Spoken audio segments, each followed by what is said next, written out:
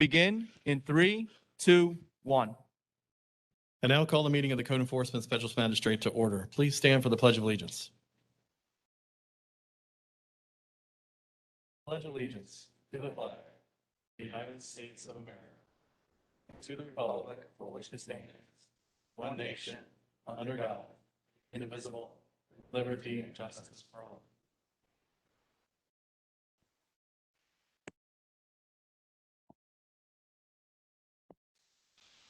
Welcome to the Hillsborough County Code Enforcement Special Magistrate hearing. When addressing the Special Magistrate, please state your name, address, and speak clearly into the microphone. If you are planning to speak during this hearing, you must sign the speakers list located at the front door for the record. Presentations by the county, respondent, and opposition must be kept to a maximum of 10 minutes each. Special Magistrate may recess at 12:30 and reconvene at 1:30 to conclude its business if needed. The basic process for this hearing is as follows. Your case will be announced, and Ms. Rodriguez will conduct the oath of witness. Your staff will present their evidence on your case, and then you'll be allowed to rebut that evidence and explain what has occurred. We'll close the hearing and announce a decision. All decisions are based on the gravity of the violation, the actions taken by the violator, and the violator's history. I may ask questions to allow other witness testimony as necessary. If I issue an order for compliance, it's your responsibility to notify the code enforcement officer on or before the date ordered to demonstrate that the violation has been corrected. Depending on my order, the code enforcement staff may later have to conduct an inspection to see if you have complied. If the staff believes you have not complied, you will receive a notice in the mail. By law, you have 10 days to contest that notice, otherwise it'll be considered correct and a lien may be filed against your property. If you have any questions, these rules are outlined by Hillsborough County Codes of Ordinances and Laws, Chapter 14, Article 2, Section 14. Any person who decides to appeal a decision of the Code Enforcement Special Magistrate will need a record of the proceedings. The record is comprised of the testimony and evidence upon which an appeal is based. It's your responsibility to ensure that a verbatim record of the proceedings is made. By law, you have 30 days from the date of my order to appeal the Special Magistrate's decision to Circuit Court. And before we begin, please silence all electronic devices.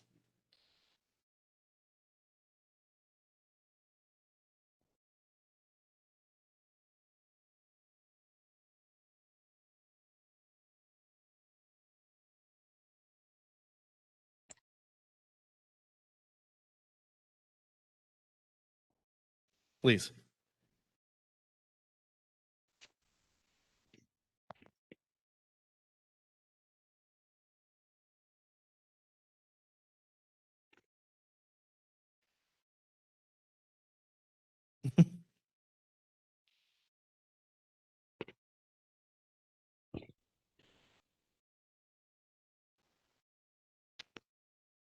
Will all county staff please stand and raise your right hand? Do you swear or affirm that the testimony you're about to give will be the truth, the whole truth, and nothing but the truth? Thank you.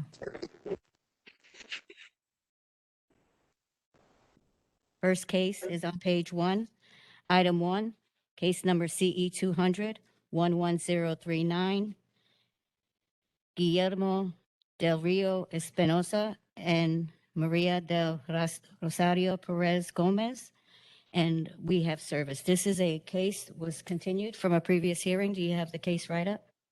I do, thank you. Thank you. And someone signed up, please come forward.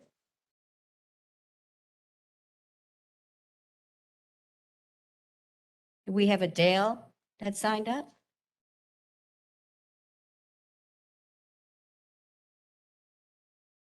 Sir, are you Dale? Oh.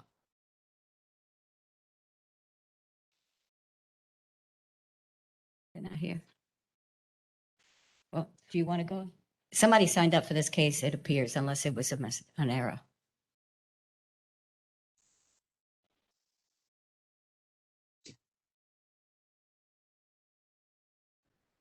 You want us to go forward? Well, in case they're in the restroom or something, if you don't mind stepping down and we'll hit the other continuances and we'll go from there. Thank you, sir.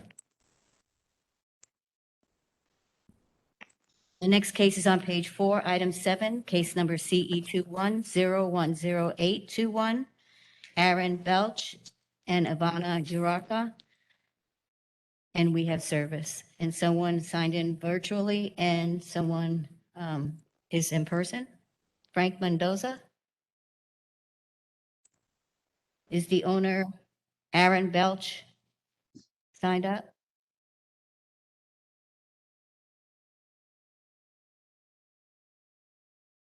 Want to go on with this case?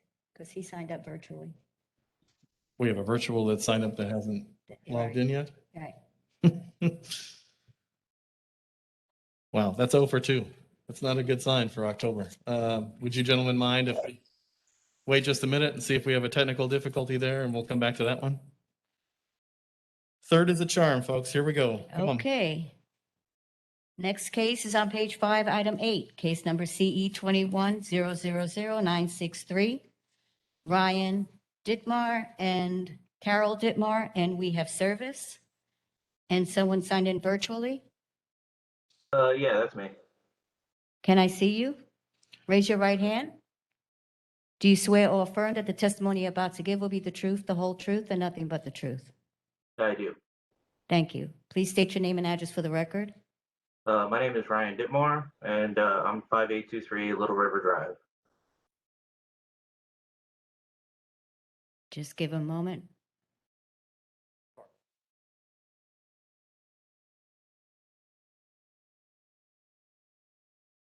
Microphone. And you Just might have one. to sit down so that you can be heard by the. Do you recognize that photo as the property? Yep, that's my house. Thank you. Morning, my name is Edward Spriggs, Hillsborough County Code Enforcement. The case before you is 21-000-963, Ryan Dittmar at 5823 Little River Road. The county first received the complaint January 26, 2020. We went out there, we had 2 violations, of which 1 remained. April, we referred the case to the board. On March 18, 2020, or March 18, 20, Mr. Dittmar was contacted Officer Bishop. They spoke via the telephone over the complaints, of which is a fallen tree in the backyard on the neighbor's property. As you see by the pictures, the tree has fallen over and is live, dying off, and is literally falling over into the neighbor's yard.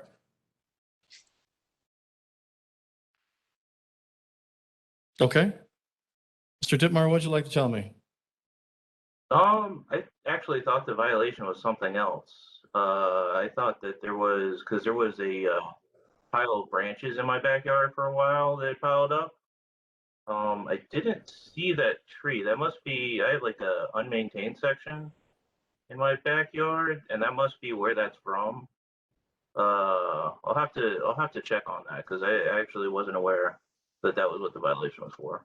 Okay. Do you recognize the fence? So you can locate where this is? I think so. I This- assume that that's going to be on the right side when you're looking at the property face on. Okay. And officer, is this the only part of the accumulations that's remaining? There's nothing else on the site? That is correct. This fence line here is actually, as you're looking at Mr. Dittmar's house, is on the left-hand side, on his neighbor's all the way back against by the river. It's by the river. Okay, that makes a lot of sense. It's hard to get back there. Okay. I understand. Okay. Now that you know where it is and the part that we're looking at, how long will it take you to take care of that tree, sir? It looks pretty big and it's hard to get to. I probably need a few weeks. I need to really kind of see it in real life. It looks like it's bigger than it is in the photo. Hard to tell from that. Okay. So would 30 days be enough? Probably. I at least should know more about it. I can scope it out in 30 days for sure. Okay. So I'm going to rule for 30 days and that'll give you time to take care of that. And then officer will come back out and reinspect. All right, sounds good. Any questions? I don't. Okay, terrific. I rule in case CE 21-000-963 that based on the evidence presented, I find the property is in violation of Hillsborough County codes or ordinances listed in staff's presentation. Further, based on the gravity of the violation, the actions taken by the violator and the violator's history, I grant 30 days to come into compliance. If compliance is not achieved by that date, a fine of $175 per day be assessed. All right, sir, you have 30 days. All right, thank you. Thank you. Next case, please.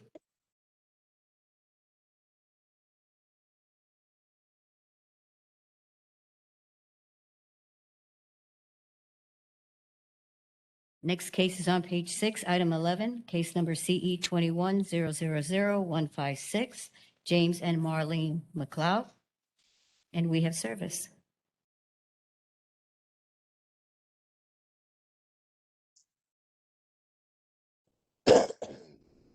Sir, can you please keep your mask on? You must keep your mask on. Raise your right hand. Do you swear or affirm that the testimony you're about to give will be the truth, the whole truth, and nothing but the truth? I do. Please state your name and address for the record. James B. McCullough, 21 Idlewild Street, Clearwater Beach, Florida, 33767. And do you recognize that photo as the property? Yes, ma'am. Thank you.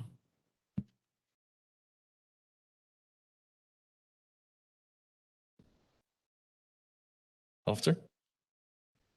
Microphone, sir. Thank you.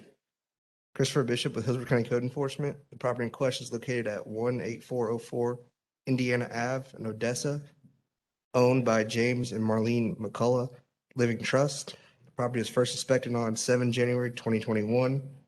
This is the first case invested by code enforcement. The property was cited for improper use of zone for hosting/advertising events without approval. I've been in contact with the owners and the owner's daughter.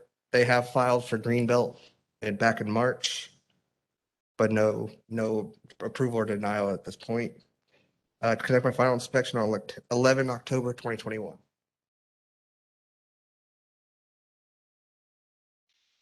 All right, Mr. McCullough, how would you like to update us? Yes, thank you. The code section 20201 statement of intent describes the purpose and intent of each standard zoning district within Hillsborough County. The intent of these districts to be in accordance with and promote the purpose of the comprehensive plan, etc.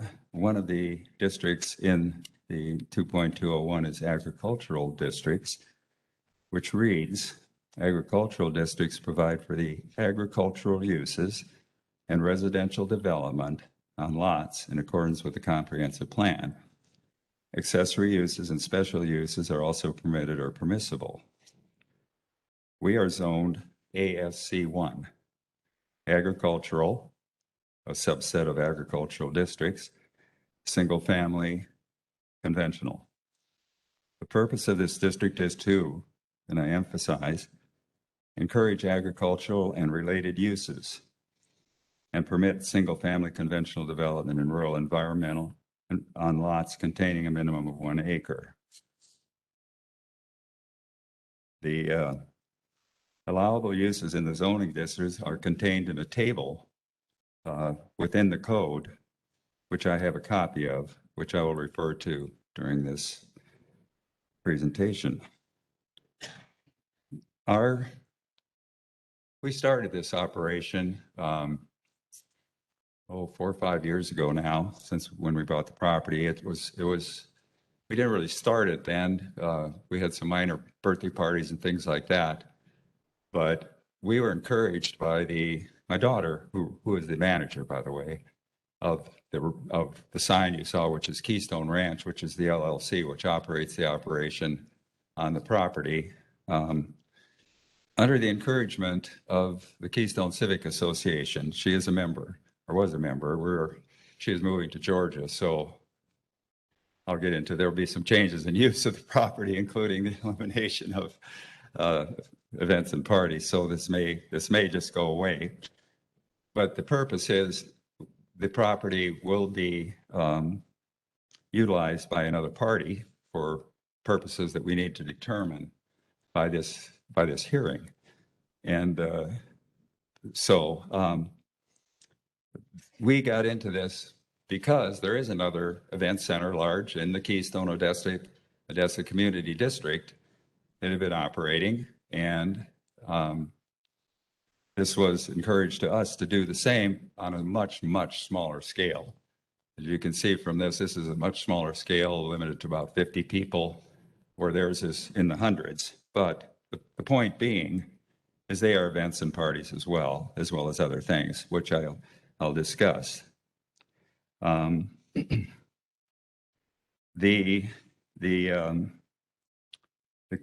the permitted uses for in ASC1, are a number of things that we believe we're not in well, first of all, we're not intentionally violating anything. So however you rule, we obviously are going to comply.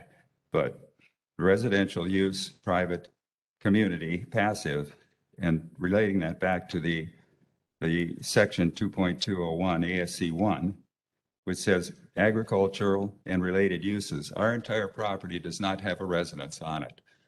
Does not have a residence. It's all pasture. We have horses, we have goats, we have a pig, we have chickens, bunnies, goats, did I say goats? All of which are used for the children's parties, petting and that type of thing. And also we have therapy events out there for special needs children. My daughter was a special needs teacher at Paul D. Stevens in Pinellas County for many years. So has something in her heart for the special needs. So we use it for that as well. You'll see the tent there. The tent is where the meetings and things like that are held. They're held outside. Now that's probably neither here nor there. So our property is not used as a residence. It's used strictly for agricultural use, and which is in concert with our zoning. And in the permitted uses is recreational use, private, community, and passive. Well, the Keystone Odessa area district is a clearly defined district in the code as a community. So we are consistent with the community use of the property. We have the full endorsement of the KCA. Mr. McCullough, can I interject real quick? Are we done? Do you charge for this, or is it just a free service that anybody No, can no, come? no. It's chargeable. Okay. The parties in a. Okay, well, that And- wouldn't fall under recreational use then, and I understand as part of your testimony, I just don't want you to get over your 10 minutes, so I want to help you out Yeah. a little bit Okay. here. Well, I think. I don't need, you don't need to tell me about the other facility. If they are in violation, you're more than welcome to file a complaint. No, no, no. And we I'm- can investigate that as well, but what we're working with here today is just your parcel, so. Yeah, I'm just trying to explain that we didn't intentionally go into this No, violation. I can tell just by your testimony at this point that you didn't intend and to I go know down that this route. ignorance of the So, law is no excuse. I'm old No. enough. I'm old enough to know that. absolutely. So So- tell me what, I know you mentioned that you were going to be making some changes, or there could be some change in the. Well, so just to be honest with you, well, I hope I'm being honest. I pledged that I would be. absolutely. When we did this, it was really as a accommodation for my daughter, who kind of, and I hate to use this term, burned out, but kind of got burned out in the school system, and said, "Dad, I'm going to go back to bartending or something." And I said, "Oh my gosh, no, we got to figure out something else." Being her dad. And this property came up. She lives only a block away and has a horse. She keeps her horse on her property. It's large enough and that type of thing in Odessa. And it came on the market. And anyway, long story, the idea of event center popped into our head. So we looked into it as best as we could from a non-attorney. I'm not an attorney. I perhaps should have hired an attorney. I did contact and I've got names. But anyway, we entered into it in good faith, thinking we were not in violation. And it's really a subsistence operation for her anyway. And this whole thing is kind of a straw that kind of is breaking the camel's back, because we don't really need a lot of legal problems with this. So she has decided, we have a home in the Georgia Mountains, and she has decided to also purchase a home in the Georgia Mountains, which means what our operation will cease. By the end of this month, it's kaput. And so, but we have interested parties in the property. And so really what I'm trying to do, and I don't know if I can determine in this meeting, in this list of 202.2 uses, which I'm going to submit, I'll submit these notes. Well, you know what it is, as permitted uses. What really can we do? Because there's permissional, conditional, and special uses. You mentioned in your testimony that you went through or tried to apply for the Greenbelt process for, I'm Yeah, assuming that's- some sort of ag That's in tourism. 5 days. That's in 5 days. Okay. Yeah, and I know the Greenbelt process is usually applied for just to try and save taxes.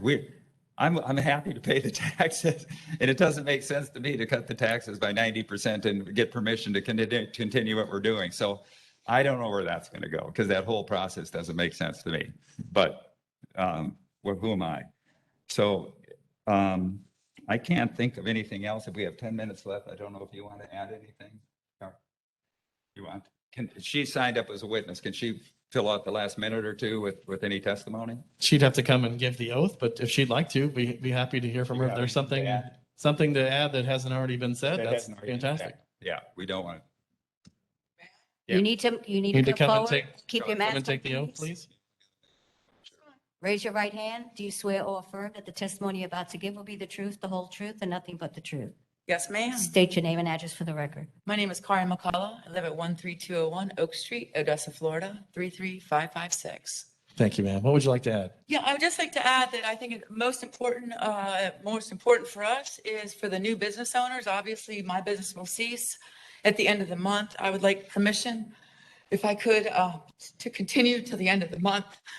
So I don't have to cancel the birthday parties that I do have scheduled. And at the end of the month, what we would like clarification is for the new business owners, that they take over, that they will not come into this kind of trouble. So we would like clear clarification. So when we do, that they can be real clear as to what they can do there and not do. So that's really like, move forward. But sir, if I could just continue just for the end of the month, continue the birthday parties for the end of October, and November 1st, it will be, we won't be operating anymore. Understand. Thank you so much. Absolutely. Thank you. Officer, life safety issues here? No life safety issues. Excellent. Sir, I understand your position in regards to your property. Unfortunately, the codes are what they are, and those are also to protect the neighbors and things like that. But I'll be happy to make a ruling, which I think will be accommodating for you. And then you can get back to the folks one other here, thing, and they will one give other- you the information in regards to, that you can pass on to future owners or transfer of Good. ownership as to what people can or can't do. Basically, you can't charge and host parties. I mean, that's basically what it comes down to. You can host your own party and things like that, but to have a business there in this jurisdiction with the zoning is not allowed. Okay, even though it says community and business operations are provided under the conditional uses. That is It does say correct. business. It does say businesses are Yeah. allowed. Yes, the business Which that will be allowed for you to sell materials that are generated on the site as part of your ag designation. If your goats and your bunnies and your bunnies don't make anything, I apologize, your That's- chickens, those kind of things. If you want to sell the eggs at the front So of a the couple yard, dozen eggs doesn't count, huh? you could definitely sell eggs Oh, as we long do. as they're We do, generated. but it's not the primary source of As long revenue. as they're generated on the property, yes, sir. Oh, And then yeah, there's they a actually- portion we got- thereof that you can We got also. 15 or import. 20 chickens on the property. Yes, We do. yeah, but- you can do things like that, but to have it in this just designation, Yeah. you have to go the directions you're trying to go. So Okay, thank you fortunately, very my hands are much. tied for that. Appreciate Absolutely. it. Thank you, Thank you. sir. I rule in case CE 21000156 that based on the evidence presented, I find the property is in violation of Hillsborough County codes or ordinances listed in staff's presentation. Further, based on the gravity of the violation, the action taken by the violator and the violator's history, I grant 30 days to come into compliance. If compliance is not achieved by that date, a fine of $150 per day be assessed. You have your 30 days. Thank you very much. Next case, please.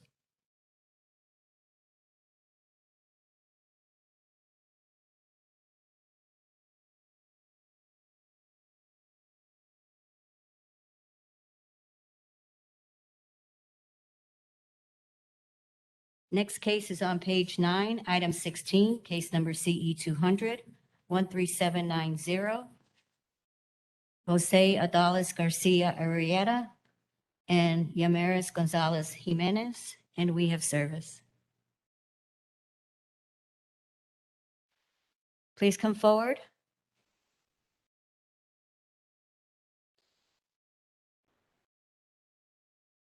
Morning. Good If I morning. may, they're going to need a translator.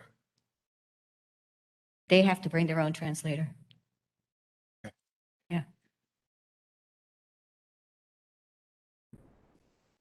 To get the case heard, if they're not an objection and the magistrate's not an objection, we have Spanish-speaking officers that can translate. Excuse me, I'm okay with that if somebody's willing to provide that extra service here this morning.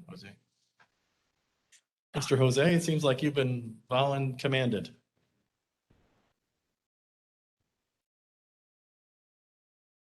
Okay, sir, raise your right hand. Do you swear or affirm that the testimony you're about to give will be the truth, the whole truth, and nothing but the truth? Say your name and address for the record. Jose Adolis Garcia, 99, let's see, Mary Jones Drive, Ruskin, zip code 33573. That's one. And do you recognize that photo as the property? No. Thank you. Okay, officer. Good morning, Officer Guy Carter, Hillsborough County Code Enforcement. Property in question here, 9906 Marty Jones Drive, Ruskin, Florida, 3358. It was first inspected September 9th, 2020, and it was cited for a pool barrier. Property was owner occupied and zoned PD. The photos depict that if you're looking at the property from the front, on the right, you can see that there's a barrier on the right-hand side, and this photo here shows that there's not one on the left-hand side, which makes this a safety hazard. It appears even the barriers that are there are not sufficient. Yes, actually, fellow officer and I put up that webbing. Oh, you installed it as a, Yes, sir. okay. Okay, sir, what would you like to tell us? Que yo hubo una compañía de piscina que, ¿sabe? Desapareció con el dinero. I had a company, a pool company that was supposed to do the work and they disappeared with the money. Never Pero finished. ahora ya hice un contrato nuevo con otra compañía, entonces ellos me dicen que este fin de semana venían a limpiar. I've made a new contract with a new pool company and they're coming this week to put in the barrier Terminar el trabajo. and finish the pool work in the back also. Okay. Obviously, our concern here is life safety. So when you say they're coming this week, do you know exactly when they're going to have the barriers complete? Ellos no me dijeron cuándo, solo que vienen a limpiar primero, pero no me dicen fecha porque supuestamente los materiales se demoran, no tienen fecha exacta. So they didn't tell me the exact date. They said they were coming to do the cleaning of the pool. As far as the material for the fencing, with the situation that's going on, everything is in back order. So they're gonna, I'm waiting on them. Okay. At the end of the day, we have a life safety issue, so we have to find a way to close this gap in short term. I think my recording secretary would like you guys to stand a little closer to the mic so she can hear things as you go, but I just need the translator to identify himself for the record, please. excellent. Jose, could you identify yourself for the record, please? Jose Reyes, Code Enforcement. Great, thank you so much. Thank you, ma'am. So básicamente necesita alguien que ponga algo posible porque ese caso es de la seguridad que no, muchacho. So, Okay. ¿cuándo lo puedo hacer? No, necesitaría uno, no sé, que diga algo. Ahí, Te tiene que ser este fin de semana.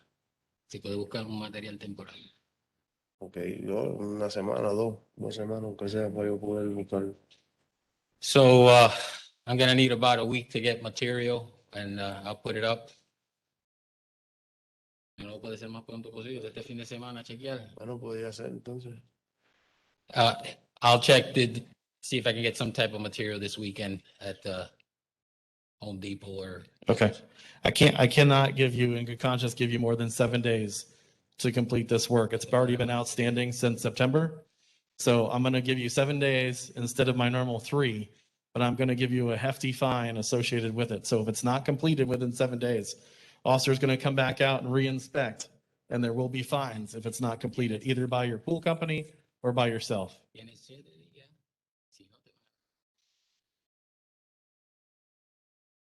I'm fine with that.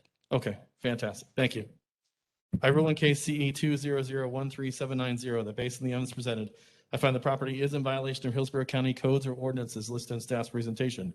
Further, based on the gravity of violation, the actions taken by the violator and the violator's history, I grant 7 days to come into compliance. If compliance is not achieved by that date, a fine of $450 per day be assessed. Thank you.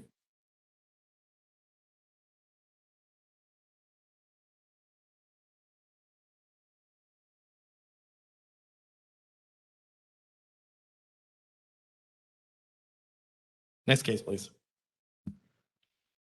Page 11, item 20, case number CE 200-13798, Federico G. Cabrera and Maria R. Reyes. And we have service, and someone is here virtually. Hello? Yes, sir. Raise your Yeah. right hand. Do you swear or affirm that the testimony you're about to give will be the truth, the whole truth, and nothing but the truth? Yes. Please state your name and address for the record. My name is Federico Cabrera. Home address is 5004 Marin Road, Plant City, Florida. Do you recognize that photo as the property in question? No. That's not the correct Oh, photo. that's not the correct, yeah. It's 137. 13798. That's why we ask. 1 second, sir.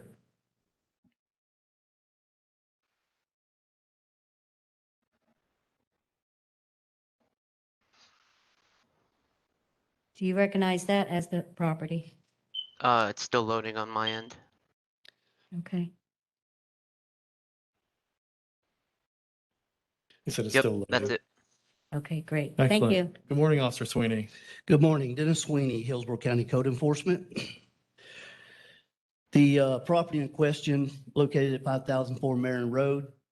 A complaint came in on September 9th, 2020. A site visit was made on September 10th to the location. Multiple conditions were found and cited. Several of those conditions were corrected during the process. On October 9th, 2020, I made a site visit, met with owner's son, who gave me a name of Roger, and explained the conditions that were cited that were still in existence.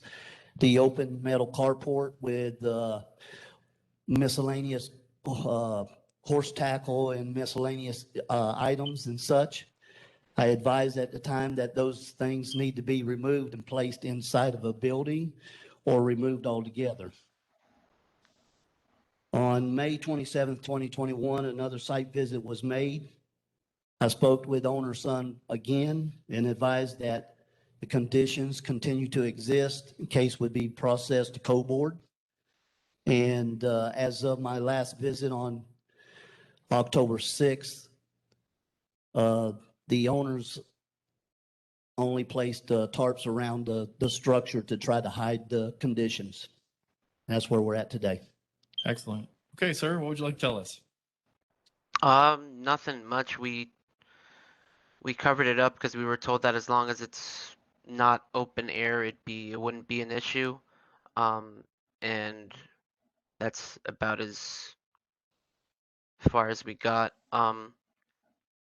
I'm just worried that once we fix one condition, they're just our neighbors are gonna keep calling about other stuff because that's been the history. That's what's happened so far since we moved into the property, and like I think it was the end of 2016. First they called about the horses that we had on our property. We fixed that, and then now they're calling about all other stuff. So we're willing to work with you guys. We're willing to do what you guys are telling us to correct the issues. We just don't want, I don't want it to continue that we fix an issue, they find another one, and yeah, that's pretty much it. Well, I know, and I appreciate that testimony and that willingness to take care of those things. I can honestly say the best way to keep them from calling out on things is to have everything in place already. So if you don't have any existing violations, there's nothing they can call on, right? Yeah. So how long will it take you to either remove, obviously remove the tarps or remove the materials in the shed now? Like if it's not, open storage isn't allowed, but if we were to like I guess fully enclose it, what materials would be needed? Is that to be solid? I was under the impression that as long as I completely cover it up, it wouldn't be an issue. Officer Sweeney, you want to address what needs to be modified? Yes, it was stated that 3 walls and a roof is sufficient for the materials or items to be placed inside of a structure. However, with a metal carport, it doesn't have the sides and the back wall on it. So if the metal carport is 150 square feet or larger, it's going to require a permit for walls to be added to that particular structure. So that sounds And like a how different would- path, sir, than what you're intending to do. Yeah, so if we were to put up solid walls, let's say like plywood or just more metal sheathing, we would need a permit for it? Correct. Okay, If- how? Let me, Uh-huh. let me reiterate, if that structure is 150 square feet or larger.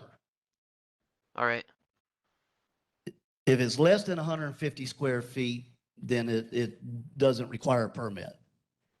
okay. It already has its own like electrical and stuff. I think the previous owners did all that.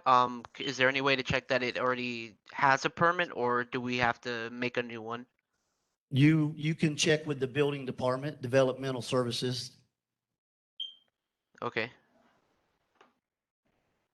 So in the interim, sir, obviously you'd have to either remove the material from the carport or you'd have to go through this process. How long is it going to take you to move things to at least be in compliance while you work through the permit issue or non-permit issue? I mean, if we have to move the stuff that we have in there, my dad has like a bunch of tools and stuff, and that would take a while. What's the process to get the permits? Let's say we do need to get the permits. How long would that take to get the permits to seal it up completely? You would have to check with developmental services to find out what the process is. All right.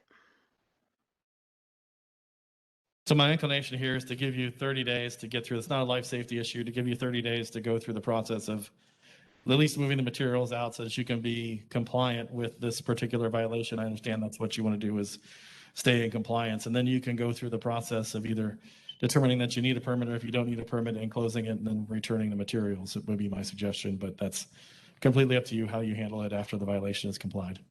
All right. So 30 days from now, or 30 days when? Yep, you'll receive notice in the mail of my ruling, and it'll go from there. Okay. Okay, so Yeah, it'll be that 30 days from sounds today. good. Yes. 30 days from today for your planning purposes. So, Okay. okay? And also, is there any other violations? Anything else I should be aware of? Is it just that the carport? Just the items in that carport area is the only things that's cited. All right. Okay, sir. Thank you. I'll make my ruling. I rule in case CE 200137798. The base of the evidence presented, I find the property is in violation of Hillsborough County codes or ordinances listed in staff's presentation. Further, based on the gravity of the violation, the action taken by the violator and the violator's history, I grant 30 days to come into compliance. If compliance not achieved by that date, a fine of $150 per day be assessed. So you have your 30 days, sir. All right. Thank you so much. Thank you for coming out. Have a great day. You too. Next case, please.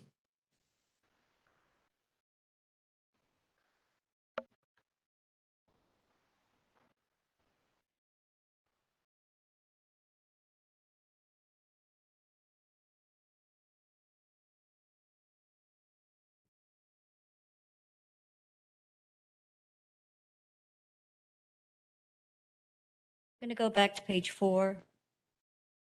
Item 7, case number CE 210-10821, Aaron Belch and Ivana Eureka. And we have service, and we do have someone virtual. Aaron? Yes, hello. Yes, I need to see you. Sure. It's the start video button at the bottom.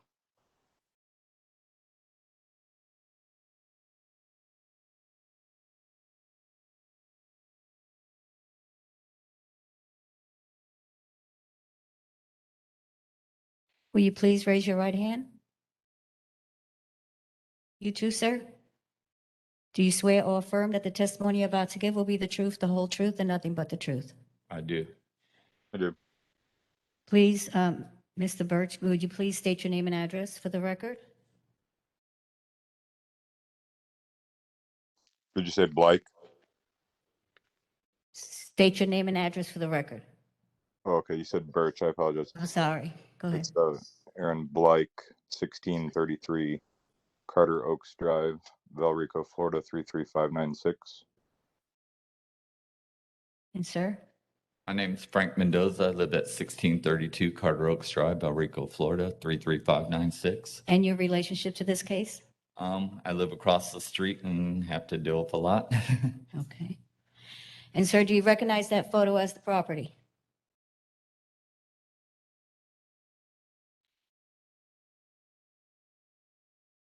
Aaron? Yes. Do you recognize yes, that photo as the property? yes, ma'am. Thank you. Officer, go ahead. Good morning.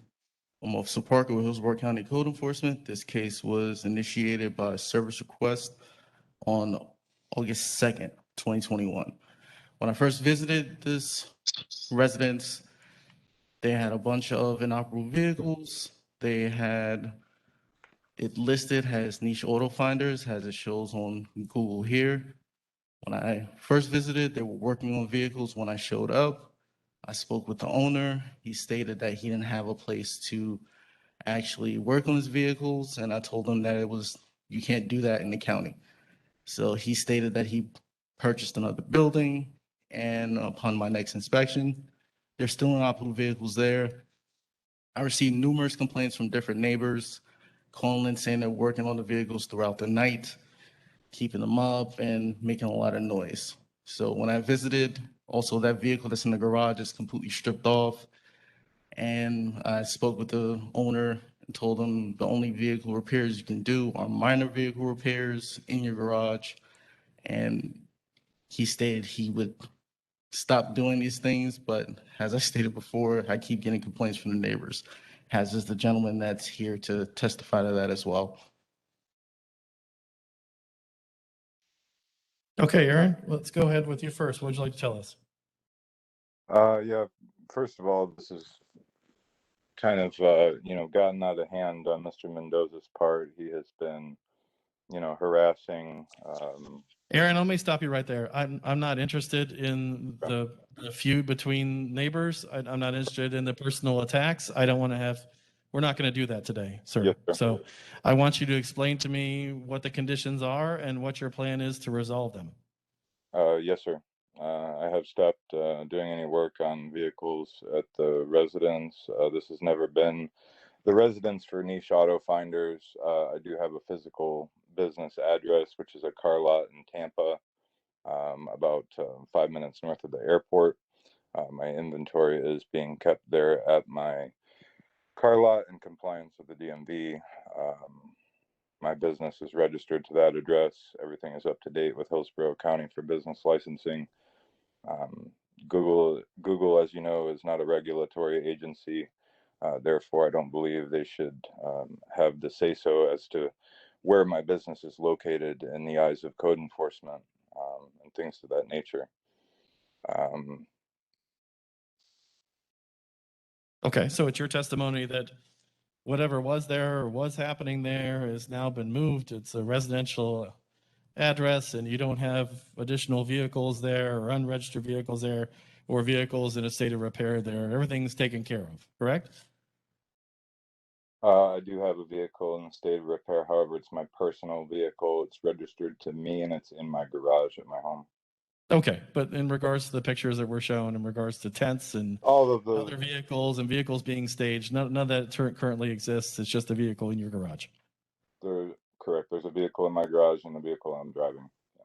Okay, excellent. Thank you, sir. Mr. Mendoza, what would you like to add? Hi. Well, I wasn't the person originally called code enforcement, but I'm gonna go ahead and take it from here.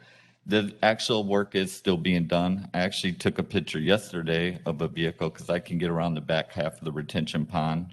I own part of it. There's a van that's actually parked back there right now. He's trying to hide behind the vehicle. And you have pictures of that, you said? Yes, I do. I got lots of pictures. Actually, I got pictures of them dragging vehicles through the house that's now for sale next door at 5:30 in the morning. Okay, will you pass those on to her or she'll? I also have pictures of his car lot that he owned originally. When I've talked to him when he first moved in, he said he had to close down his car lot because of COVID off of Hanley Road. I went out there. There's pictures of the car lot where he's taken the cars. You can see there's nowhere where he can work on these cars. I've also, if you look at his website and his inventory, most of the pictures of his cars are at our property. None of them are actually at his car lot. There's nowhere to work on cars there. The garage is constantly, constantly people work on cars. 2 days ago, there's actually a picture there of the guy who's doing the paver work where they were pushing the van into the garage 2 days ago. That doesn't work. Now it disappeared. There's so many workers. I don't even know who all of his workers are. It's been crazy.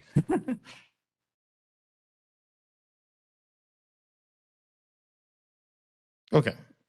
I don't know that I can do anything with the testimony and the pictures at his site because as he's testified that is his business, place of business, and that hasn't been verified by the inspector. So there's nothing I can do about that. But in regards to the pictures that you That's actually the van have taken, yesterday. and this is recent, That correct? was yesterday.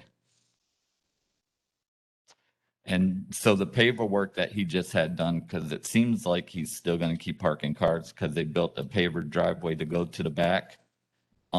You actually can see the gentleman that's doing the pavers helping him or pushing the van into the garage a couple of days ago. And there's that picture there is where they were literally dragging their car at 5:30 in the morning when it's taking the trash out through the neighbor's yard. Actually, it was I have lots of, actually, if I I was could get under video. contract to purchase that property next door as well until Mr. Mendoza interfered, but I know you're not interested in the other commentary here. Correct. Thank you for respecting that. I appreciate it. Some of those pictures are all the workers. I don't know how many workers he has there. When he first moved in, there was problems that I mentioned to him and he blamed it on his workers. Like I said, maybe you can find out how many workers he has. Well, it's Aaron's testimony that has all been completed, is done. There isn't any more information, no more Yes. happening at his facility. So I'm going to go based on that testimony. Based on your testimony, I'm going to advise Mr. Black that I'm going to do a short-term turn here to have the officer come back out and re-inspect. And then I'm also going to ask Mr. Mendoza to pass your contact information on to the officer and give him permission to take pictures from your property so we can keep an eye on things as it moves forward. No problem. I understand that everything has been complied with. So I'll just do a short turn to have him come back out, re-inspect, and then put a fine on that. And then we'll go from there. If there's an additional violation after this time, you're more than welcome to go through the process again. And then Mr. Black, you would be, if found that you were guilty for that, you would be a repeat violator. So I would suggest you do everything that you can to keep things straightened up in your neighborhood and we go forward from this point. But right now, his testimony is it's complied with, so we're going to move forward with that. So Yes, sir. And just like your offices that have had to change their hours and things of that nature due to COVID, other businesses such as my own due to COVID, that have shared retail office space or shared office space with other businesses that are affected by COVID, we've been displaced as well. So I apologize, I apologize to you and Mr. Mendoza for any cars that have been at my residence, but my office location has been back open, and I have been able to take my cars there. And I've actually purchased a local establishment that will be much more convenient for myself and my employees to do business. Any other work that Mr. Mendoza was referring to was just personal improvements on my property and not tied to my business. He mentioned a driveway or pavers or whatnot. That has nothing to do with my car business. That's just me improving my personal property. Where I bought my dream house over here, and have had the unfortunate nuisance of Mr. Mendoza here. But well, that's another topic. So. I understand. I appreciate it. I thank you for your willingness to get that cleaned up and taken care of, and we'll move forward from here. Absolutely. Thank you. Excellent. Thank you. I move in case CE 210182. I move in case CE 21010821 that based on the evidence presented, I find the property is in violation of Hillsborough County codes and ordinances listed in staff's presentation. Further, based on the gravity of the violations, the action taken by the violator and the violator's history, I grant 7 days to come into compliance. If compliance is not achieved by the date, a fine of $350 per day be assessed. So somebody will be back out within 7 days. They'll inspect and we'll go forward from there. Yes, sir. Thank you, sir. Next case, please.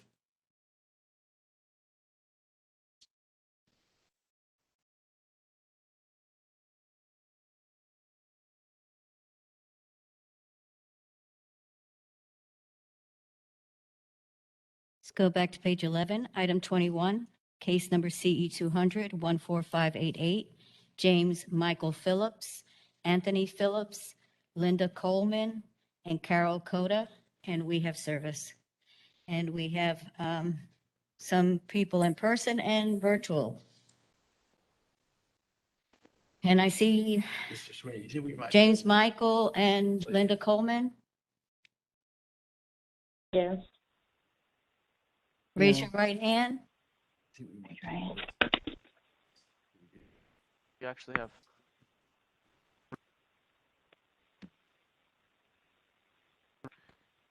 Anthony Phillips and Carol Coda, as well as, They're all signed in?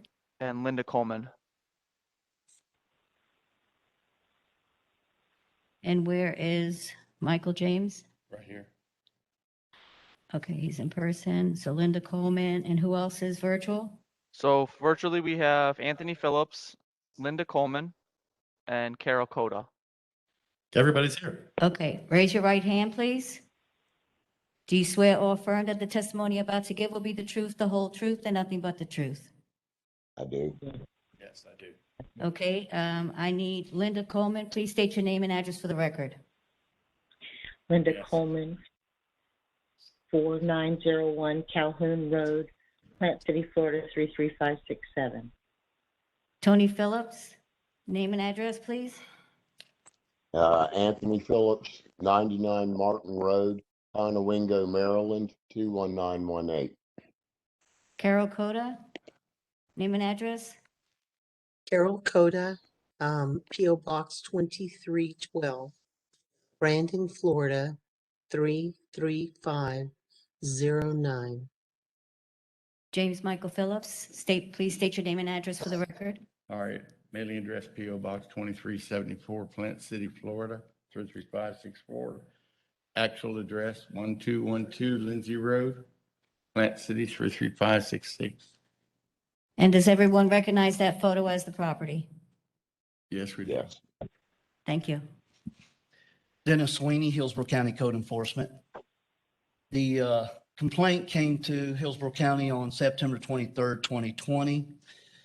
I made a site visit on September 24th, 2020. I found a vacant property that was severely overgrown, had accumulations and dilapidated sheds on the property. I had contact with every one of these folks concerning the case. They made some good efforts in cleanup, removing the dilapidated structure. They did have the property mowed and was in the process of cleaning the property up. However, the house that was on the property, I don't have the exact dates. These folks can probably give the exact date, but the house was just recently burned down by vagrants. So it's kind of set the cleanup process back a little bit. But that's where we're at today. Accumulations, overgrowth, and the property is not posted with a address on the property. Properly secured? Yes. Okay.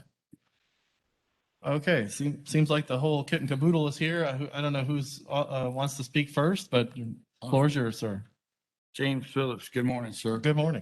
I have a situation here that is ongoing. My parents, I will tell you up front, were hoarders. Okay?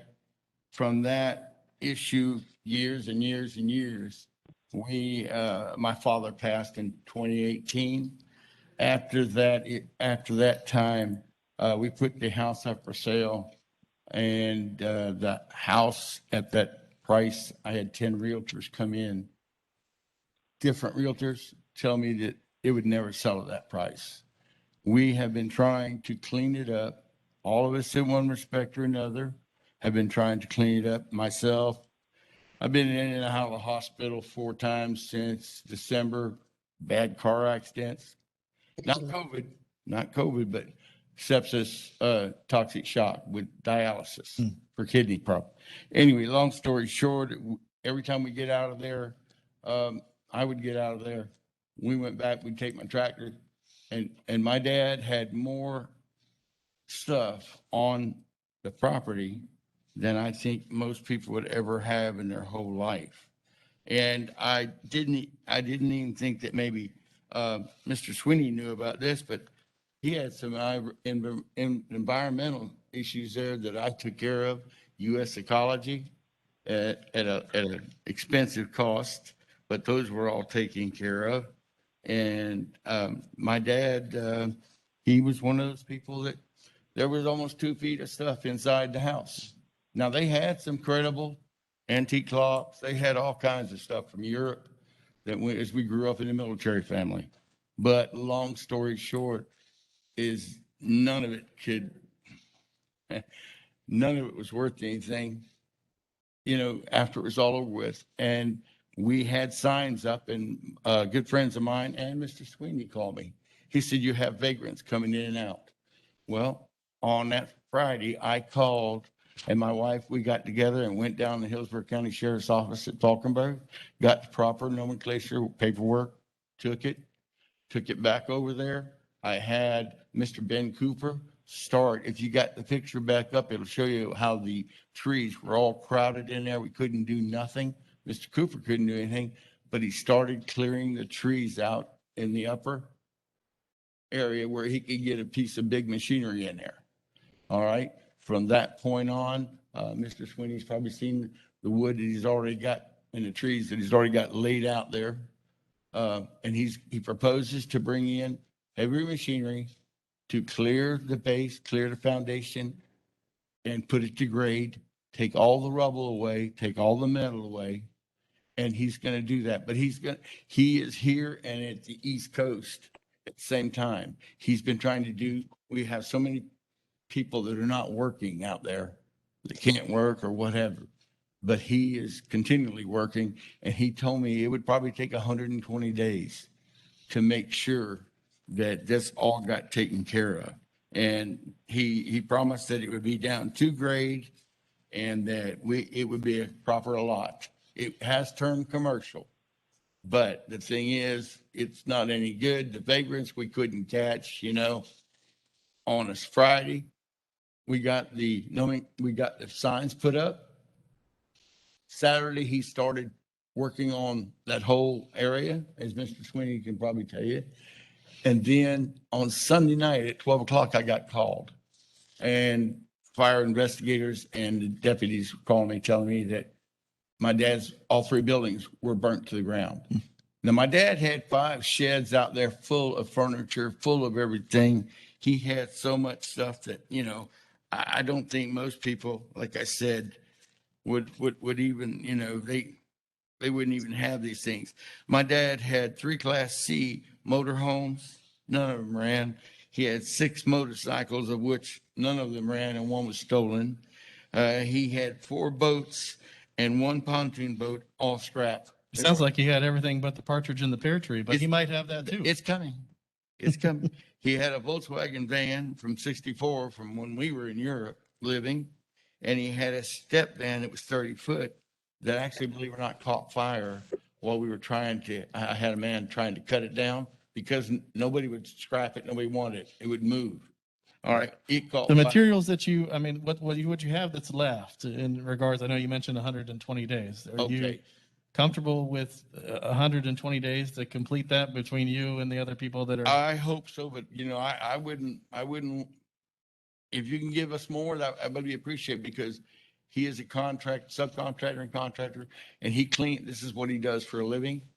And I would see that, I want to give him enough time, and I don't want to have to revisit and come here again and waste y'all's time. You know, I'm from Plant City now, 50 years. I'm proud of Plant City, and I'm proud of my home. I don't live out there. I live out in the middle of a cow pasture at county line, all right, which is turning into warehouses, as you well know. Just very quickly. Yes, sir. Yeah. But anyway, long story short is that has been an embarrassment to me for 45 years. My parents had crap inside the house that deep, and it happened. It's my parents. Well, I can't change. I mean, you guys are doing the right thing, and you guys are working on the process. So back to you, Mr. Sweeney, based on the volume of material, whatever the anonymous complaint was, I guess, I might add 120. As I reflected, the progress was going forward in a good manner by the sheds being torn down and removed and the cleanup. However, when the house burned down, it's set on back somewhat, but once they hire a contractor to come in to clean up, it shouldn't take long for that to take place as far as once they get him hired and put on this property. Okay. He is at this point under contract. Excellent. And I spoke with him yesterday afternoon. He'd already started on the wood. If the picture's up there, all that tree area that was up there is clear. Okay. Here, you wanted to know about the Peter, Paul, and the Mary. He had 25 old no running dryers and washers, 15 lawnmowers not running. So these things take time to. Absolutely. And it was 5 sheds. I totally understand. Thank you. Valid case. Thank you. I know that you've got some family and online as well. I don't want to cut you guys short, but I think I understand what's happening here. If there's anything else you'd like to add, I'd be more than happy to briefly take that or I can move forward with the testimony that's already been given. It's up to you folks. It wasn't just elderly people. They were deathly sick elderly people. He failed to say that. Okay, thank you. Yeah, all of us have had issues. Linda had aneurysm surgery last year. I've had 2 strokes. Mike's on dialysis. So I came down there helping tear down the sheds and put them in dumpsters and stuff a few months ago, actually. And we're doing what we can, but we also have medical issues, which has slowed the process down. Understand. But we're getting it done. Yes. Yes, sir. I can see that. Okay. In regards to the no address posted, has that item been completed or can you complete that? It's been put up 4 times, and the vagrants, believe it or not, in that area, which is outside of Plant City, as we call it, right? It's just west of Plant City. There's so many vagrants driving up and down there on their bicycles, and they were really mad at us because we put the trespassing sign up there that says arrest on site, because that gave the sheriff the levity to do what he had to do. Well, like I said, it wasn't 3 days and it was burnt to the ground. So I'm going to put another sign up there again. Okay. That will be the 5th sign, Mom. Is there any way that the address could be spray put that- painted on the stone that's inside of the gate? Excuse me? Is it That's a good possible idea. that the address can be spray painted on the stone thing? Used to have a big lion on the top of it, but I'm going to put a sign up. it doesn't have to be a wooden structure. Just spray painted the address so you see it right there at the gate. I'm going to put a freestanding sign, knock it in the ground. They keep knocking it down, taking it. That way they couldn't lift that up. That's hundreds of pounds. That At the end of the day, we just need some way to identify the property. Yes, sir. So, okay. All right. Well, I'll probably do a 2-part motion to accommodate that. Is there anything else that you'd like to add that we're missing that in regards to your site, sir? No, sir. It's been ongoing, and maybe if we can get this all done, it'll come to a stop and we can go about regular life. COVID has messed us all up. I understand. Yes, sir. Toxic shocks, the whole Our 9 our yards. parents have a Maybe we can get beautiful back to home regular life. when they are alive and well. Understand. Well, I'm Thank hoping, you. hoping for closure. So I Me too. appreciate you coming out and all of you coming online as well. Thank you very much for your testimony. Thank you, sir. Thank you I very rule in much. case C, you're welcome. I rule in case CE 200-14588 that based on the evidence presented, I find the property is in violation of Hillsborough County codes or ordinances as listed in staff's presentation. Further, based on the grant of the violation, the action taken by the violator and the violator's history, I grant a two-part motion. For item M087-6, no address posted, I grant 7 days to come into compliance. If compliance is not achieved by that date, a fine of $100 per day. Excuse me, sir. I'm sorry, sir. I'm making a ruling. Give me 1 second and I'll be right with you. In regards to second part of the motion, in regards to item PM 12.1 accumulations and item PM 12.2 overgrowth, I grant 120 days to come into compliance. If compliance is not achieved by that date, a fine of $100 per day be assessed. Okay, sir. So I've. I apologize. No, I you're- apologize. no worries. So it's 7 days to get the address posted on the site, and then you have 120 days from today to get the accumulations. Thank you, sir. In overgrowth. I understand. I apologize. Absolutely. I was out of line on that one. No, you're fine. No, you're fine. Thank you very much. Thank you. Have a Thank you great very weekend. much. Thank you. Thank you very much. Next case, please.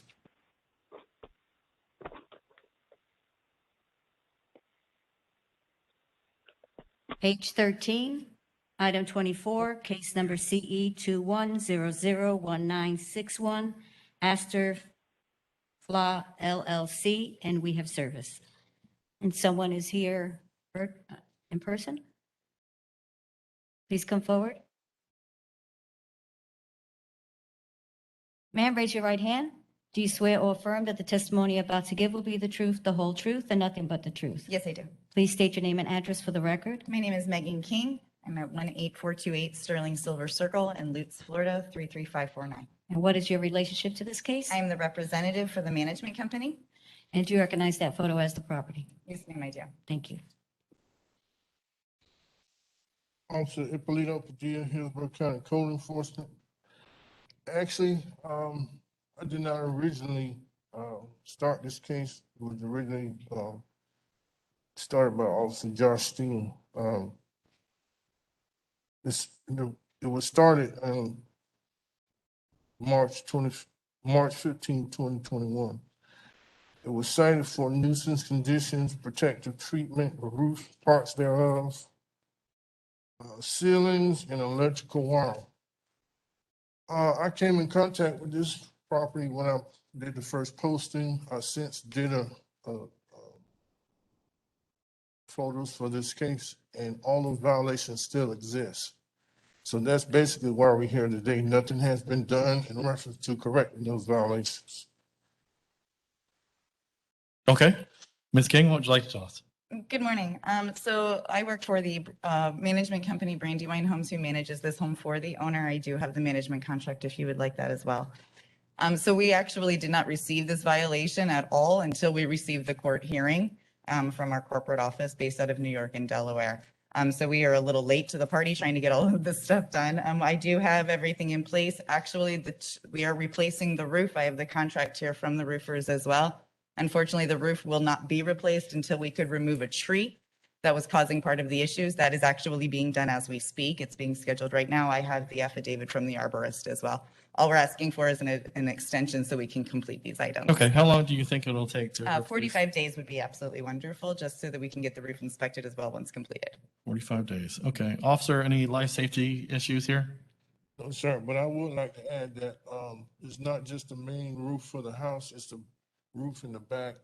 There's a the lanai. The lanai that's leaking. Okay. Ms. King, is that included in That your is scope of included, work? yes. Yes, Okay. it is. Excellent. Okay, so clear understanding of the violations. You've got contractors in process and coming out to work, and you anticipate everything being done in 45 days? Yes, I do. Or less. Fantastic. I'll make a ruling. Thank you. Absolutely. Thank you for coming out. I rule in case CE 21001961 that based on the evidence presented, I find the property is in violation of Hillsborough County codes or ordinances listed in staff's presentation. Further, based on the gravity of the violation, the action taken by the violator and the violator's history, I grant 45 days to come into compliance. Compliance is not achieved by that date, a fine of $150 be assessed. Per day be assessed. Thank you very much. Thank you. Have a great weekend. Next case, please. Page 13, item 25, case number CE 21002832, Matthew R. Moran, and we have service.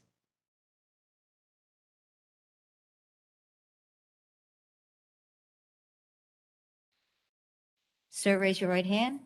Do you swear or affirm that the testimony you're about to give will be the truth, the whole truth, and nothing but the truth? Yes, I do. Please state your name and address for the record. Matthew R. Moran, 8606 Tupelo Drive. Do you recognize that photo as the property? Yes, that. Thank you. Excellent. Officer? And I'm Officer Padilla, Hillsborough County Code Enforcement. This is a self-initiated case by myself. I started it in March 2021. I'm frequently in that area of Mr. Moran's property. He has had a tremendous open storage issue where he had that whole driveway filled with furniture, you name it. Since then, he has cleaned it up, but as you can see, he has stuff behind the fence. He has tables and stuff in that little corner. There was paint. There's just so much I can't mention it. But what he does, he does cleans it up, but once it's clean, it goes back to being that way. And that's what I need to explain to him. That has to stop. So that's why we're here. Understand. Okay. Mr. Moran, what would you like to tell us? Well, I'll admit that I've allowed in the space next to the vehicle there, things have accumulated that have warranted the attention. It has not been consistent throughout the time that this has been inspected. As he had mentioned, I'll have it cleaned and then something. And not to make an excuse, because certainly I have full intention on cooperating with whatever needs to be done. So, I mean, I've had some medical problems to where I'm a landlord. When some things show up, at times I've had health problems where I've wanted to deal with it immediately and I'll have it out there for a while. You know, as I said, I'm fully respectful of code enforcement's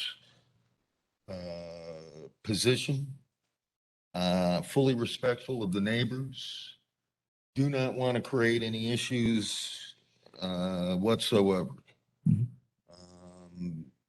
And so I do apologize for having come up on the radar. But, you know, as I say, I'll keep it clean. It's clean at this point. The furniture that's sitting out there at previous points, you had agreed that that was okay to have that, you know, a couple things sitting out there. So that's why I'd left it there.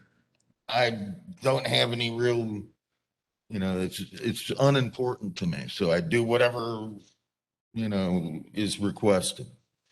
So, I mean, the only reason whatever is sitting out there, I felt that that was in conformance with what, if there's anything that you want adjusted, I'm more than willing to.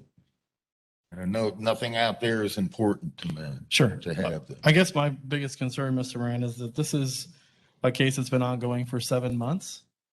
And here's pictures from just this within the last week. So. Well, the stuff that's out there right now, I felt at previous points he had said was okay. So, I mean, that's why, and that is a current, that would be not current. In fact, that furniture has been removed that's sitting out there. Okay, so it's your testimony that you're in compliance, that all of the materials on the side behind the fence and this material that's shown in this picture in front of the fence has been removed.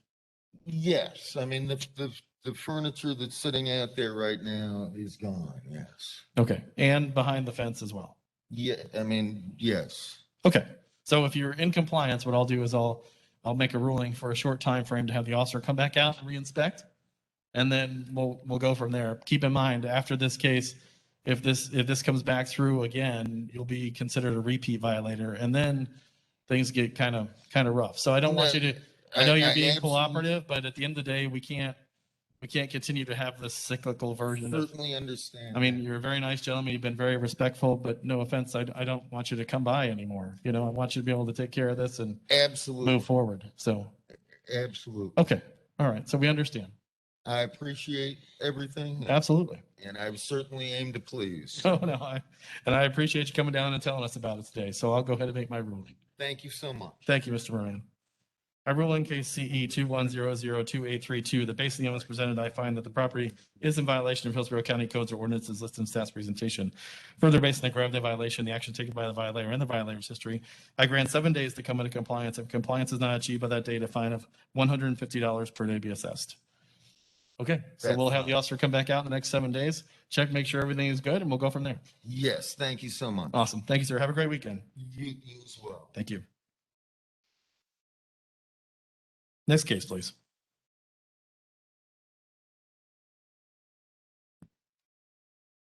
Page 15, item 28, case number CE 200-13789, GTO-Up Yours LLC, and we have service. I cannot wait. With the creative LLC name of the day.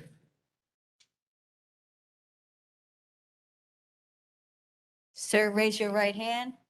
Do you swear or affirm that the testimony you're about to give will be the truth, the whole truth, and nothing but the truth? Yes, ma'am, I do. Please state your name and address for the record. My name is Brian Langford. I'm an attorney representing GTO Up Yours LLC, and my address is 1715 West Cleveland Street, Tampa, Florida, 33606. Did you say Langford? Langford, yes, ma'am. Langford.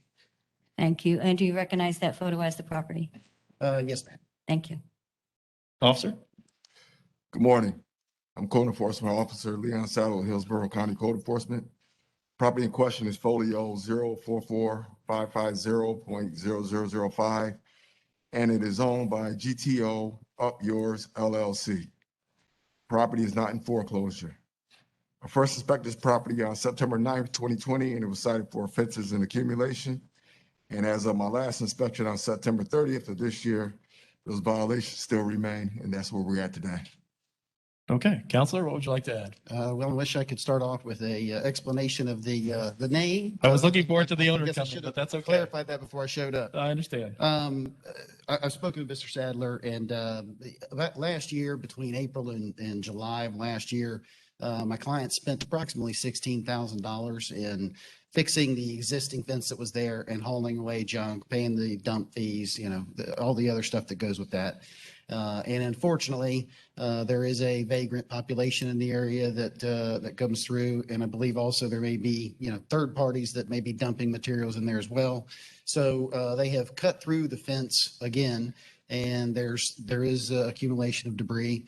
I've spoken with my client. I spoke with Mr. Sadler. They have obtained a quote for a commercial grade fence to install on the property. However, as you've previously heard other people today, they've been given approximately 120-day time frame between a permitting process. They probably will need to get retain an arborist to check out some of the trees and make a ruling there. And then, unfortunately, as we all know, the labor and the material shortages are drastic in this market right now. So they've been told that about 120 days to do that whole process. And in that, when they get that done, then part of that process also is to haul away all the debris. My client is very much committed to working with the county, working with Mr. Sadler, and trying to get this matter rectified. Okay. Counselor, any, the 120 days includes cleaning up and fencing and potential tree removal? You said something about arborist as well. That's everything all together? Well, that's what the fencing contractor is telling us, knowing what the market's like. I just had a pool redone and it took about 9 months. So I would like a cushion in there. So we're coming back and wasting anybody's time. I understand. I'm more concerned about making sure that we don't do fences in 120 days and then we worry about the accumulation. So as long as those two are running concurrently, unless there's a life safety issue based on the officers nodding, I'm seeing there is not. So I don't have any concerns about 120 days. I just don't want it to go longer than that for completion of the entire project. I think maybe 150 days would be adequate then to make Oh, sure my everything's done. goodness, we were almost there. We're almost there. Almost there. I just want to make sure I don't, once again, we do have. I thought your 120 had the cushion in it. Now you want 150? I don't. I mean, 4 months versus 5 months, I don't know that that's a huge concern. Is the property posted already for vagrants and sheriff notice and all those things properly? So you have the ability to remove them if and when that occurs? I will follow up on the ability to remove them. They have filed multiple police reports with the city of Tampa. And unfortunately, nothing's really been done, but I'm talking to him about other matters other than just the fence, possibly lighting, things of that matter, to just try to, put a spotlight on the area. It's unimproved vacant land. So the area around there, people do come through the area, but we're talking about other matters to ensure that this doesn't happen again. Because, the fence quote is $26,000. I understand. So I understand. It's not a inexpensive process. I don't have any concerns about going from 120 to 150 days, but I will amend my motion to include that the proper posting for sheriff and vagrants be completed so that somebody can call for immediate notice to remove those as this process moves forward. Doesn't make it any worse for you or for the county while we wait for this process to continue. So I'll add that to my motion unless you have any concerns. No, sir. Okay, fantastic. Thank you for coming out. Thank you. I rule in case CE 200137889 that based on the evidence presented, I find the property is in violation of Hillsborough County codes or ordinances listed in staff's presentation.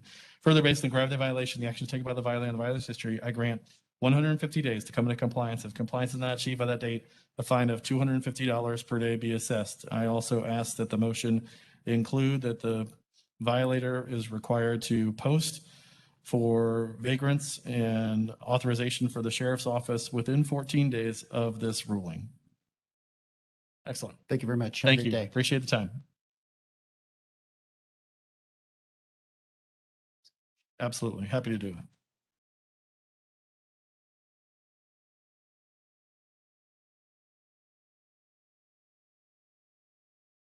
Next case is on page 17, item 33, case number CE 200147978, the estate of Lizzie P. Banks, and we have service.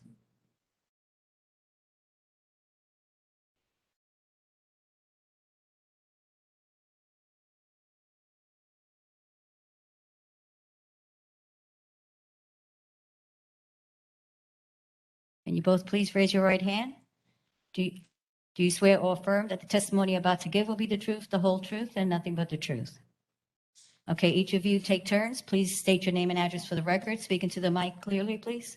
Tyrone Alfred, P.O. Box 8243, Temple, Florida 33674. Ma'am?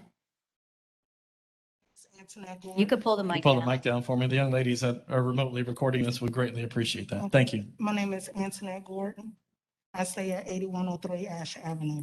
And what is your relationship to this case? That's my grandmother's house. Okay, do you recognize the photo as the property? Yes. Thank you. Officer? Good morning.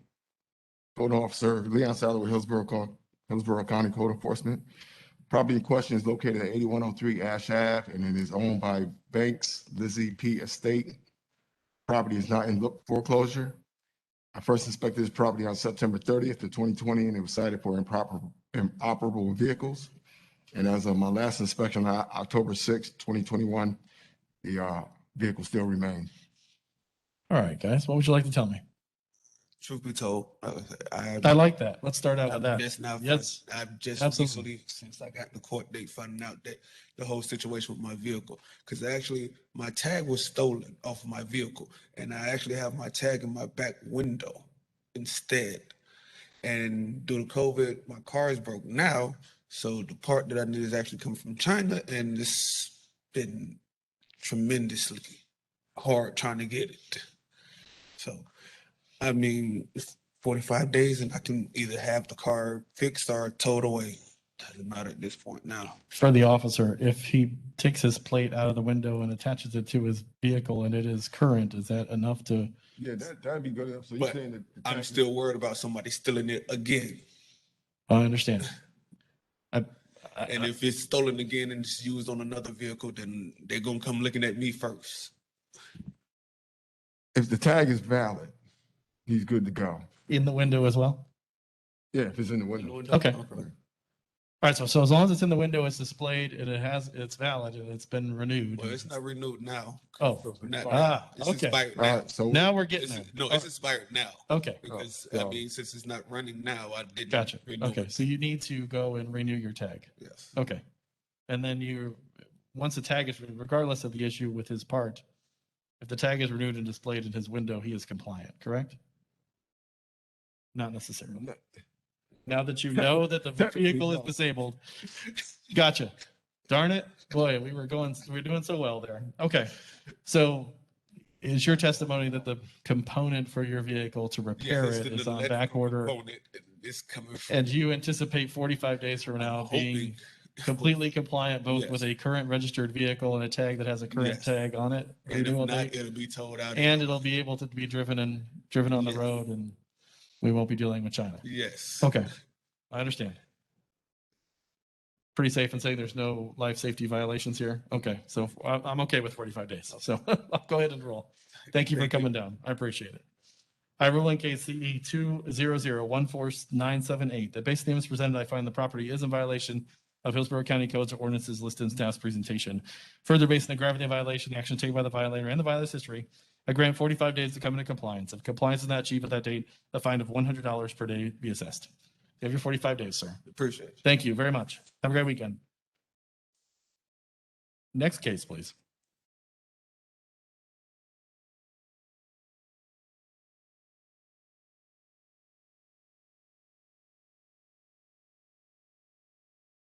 Next case is on page 18, item 34, case number CE 200000410, Neighborhood Pest Control, Lawn and Shrub Care Incorporated, and Virotech Pest Control Services Incorporated. This is a contest. Do you have the case summary? Yes, ma'am, I do.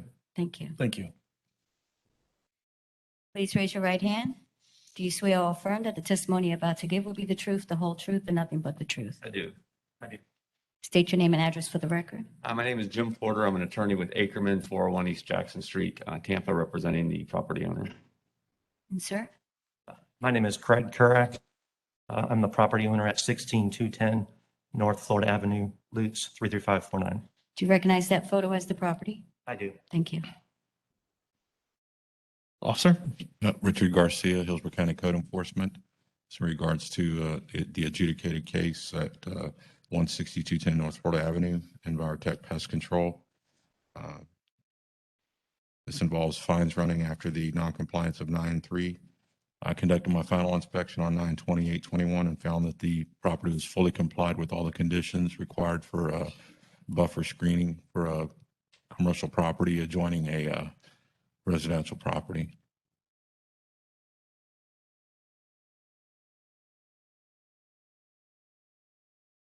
Okay, Counselor, what would you like to tell me? Okay, thank you, Mr. Magistrate. We appreciate your time today. As you know, code enforcement is about compliance. It's not intended to be punitive. As Mr. Garcia said, this case now is in compliance, but there's been a long, complicated history with it. We were in front of you a few months ago where you gave us time to correct the initial violation. The initial violation was started when the neighbor right on the other side of that fence complained. Really, her complaints had to do with flooding. This area has historically flooded, and she associated the carport that was in that area with the flooding. That wasn't the cause of it, but nevertheless, there was a code violation. There were several code violations. Completely understood, we were in violation. We attempted to cure the violation by seeking a variance through the land use hearing officer process. Like everything else during COVID, that takes time. It took more time than we anticipated. We didn't actually get the ruling from the land use hearing officer until August 16th, and they denied our variance request. So at that point, we immediately tried to come into compliance, but just like some of the other cases you heard today, it takes time to remove a carport. It takes time to sort of fix the violation. So I want to go over the timeline with you, and then I'll sort of ask you for what we're requesting today. Okay. So the Lujo decision came down on August 16th. On August 28th, the carport that was really the big issue with the neighbor was removed. And it's important to note, Mr. Magistrate, that the neighbor appeared both at the code enforcement hearing initially and at our land use hearing. And she and another neighbor really testified about the flooding and about the carport. So that was the most important thing in their minds, was that carport. And that's important for my argument as well. On September 13th, pavers that were not allowed to be in the buffer area were removed. On September 16th, trees that had previously been removed under a legitimate permit issued by Hillsborough County were reinstalled. And then finally, on September 27th, the shed that was in the wrong place was also removed. So the applicant, or the property owner, methodically and systematically tried to correct the problem once the variance was denied. Again, we attempted to cure the problem through the variance, which is a legitimate way to do it, but it took time to do that. Again, with COVID, everything takes longer than anticipated, but it's important to note for the record that the property owner did not try to defy the order. He tried to comply with it. It just took time. We actually received the letter of noncompliance before we received the denial from the land use hearing officer. So that's one of the things I'm asking you to consider. And again, Mr. Garcia was doing his job. There's no flexibility in the ordinance or the statute for the code enforcement inspectors to not do what he did. That's why we're here in front of you today to ask for consideration. Number one, that we received notice of noncompliance before we had completed our attempted cure, which was the variance request. And number two, just as in previous cases, you gave time for the property owner to come into compliance. Once we received the denial, we immediately began trying to cure the problem. So we're really asking for consideration of the timing of the letter of noncompliance and the fact that we did comply and we are in compliance. There were no life safety issues associated with this. The property is still, or the area is still flooding, even though we've taken this away. And the applicant is taking steps working with Swift Mud to address the problem. That has nothing to do with this case. I'm going to ask the property owner, Craig, to sort of discuss a little bit and give you some of the perspective as well. But our ask today is forgiveness of these fines because we were trying to come into compliance as quickly as possible. So thank you. Thank you. Yes, sir. Morning. Morning. Morning. Yeah, once we were notified of the denial of the variance, we did have that carport removed in 9 days. So we did work very diligently to come into compliance. There were a few issues in whether or not we had to establish a buffer. So I think it took us basically 6 weeks to determine whether or not a buffer would be required. During that time, we decided to establish the buffer anyway of 20 feet. But being that we are a non-conforming land use property, we thought the buffer was not necessary. So we did work diligently to take down the carport. Again, that happened in 9 days. We removed all the pavers. Sorry, can I interject right there? Yes. So removing the carport within 9 days. If your land use hearing officer ruling was on 8/16 and you were denied on 8/16, where's the 9 days?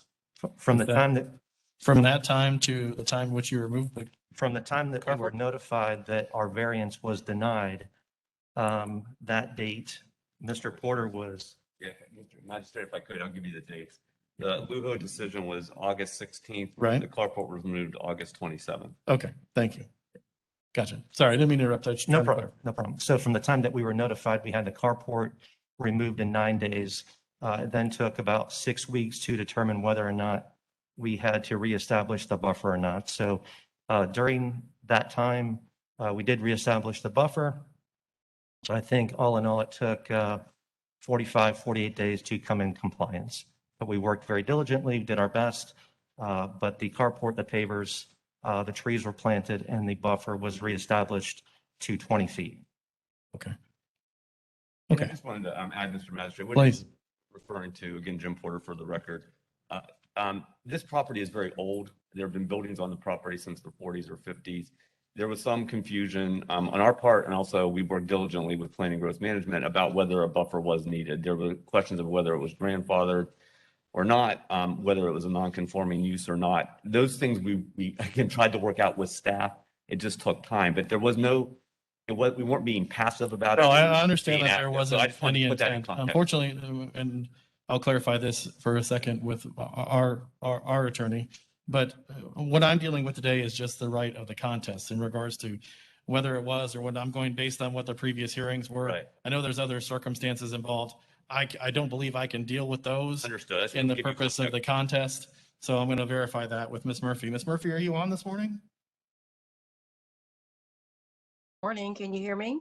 Good morning. Good morning, I'm here, I'm listening. Fantastic. So as you probably have heard, we have a contest in regards to some fines, and I guess the question really is at the end of the day, the issue that I'm dealing with is whether or not, based on the orders that are shown here in the contest, if the actual process had been complied with.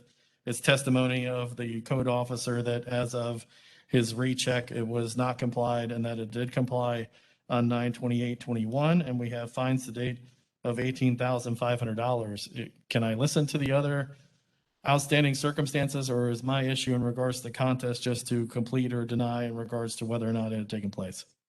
Well, I think the first matter is to address the contest, either, I guess, grant or deny.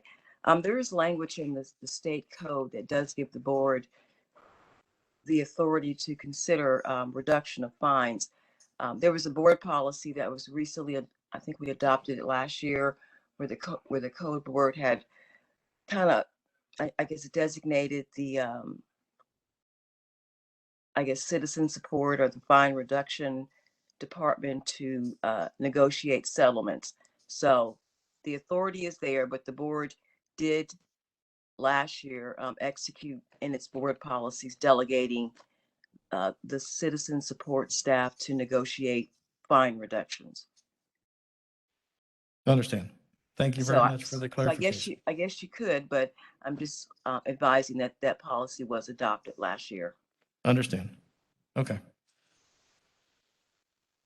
Gentlemen, based on the testimony of the officer and the fact that it was still in noncompliance at a specific date and the fines did run and then was complied, I'm going to deny the contest for the purpose of the fines running, but I will ask that the staff gets with you to negotiate a reduction in fines based on the efforts that you've taken to date to go through the LUHO process and the diligence that you've achieved within, I guess, almost 40 days, had the entire thing completed. So that can go back to staff, and you can work with staff directly in regards to reduction of fines. But in regards to how it was ruled and how it was ruled at both hearings and the fines assessed to date, I can't make any modifications to that this time. I appreciate that, Mr. Magistrate. The one question I would ask you to consider, though, is when the fines actually started.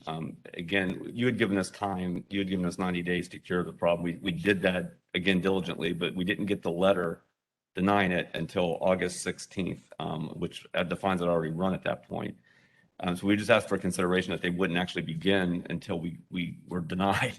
And we had hopes that we would be able to cure the problem through the variance request. Yep, understand.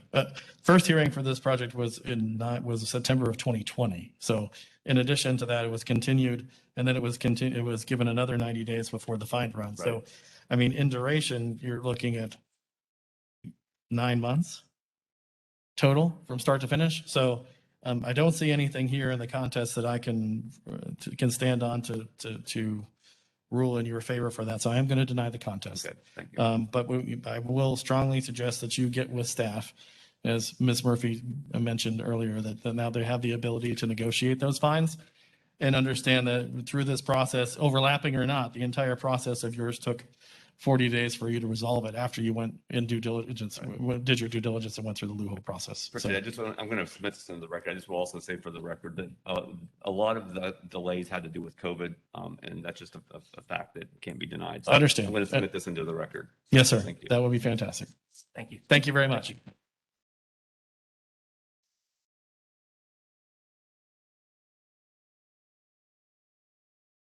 Next case, please.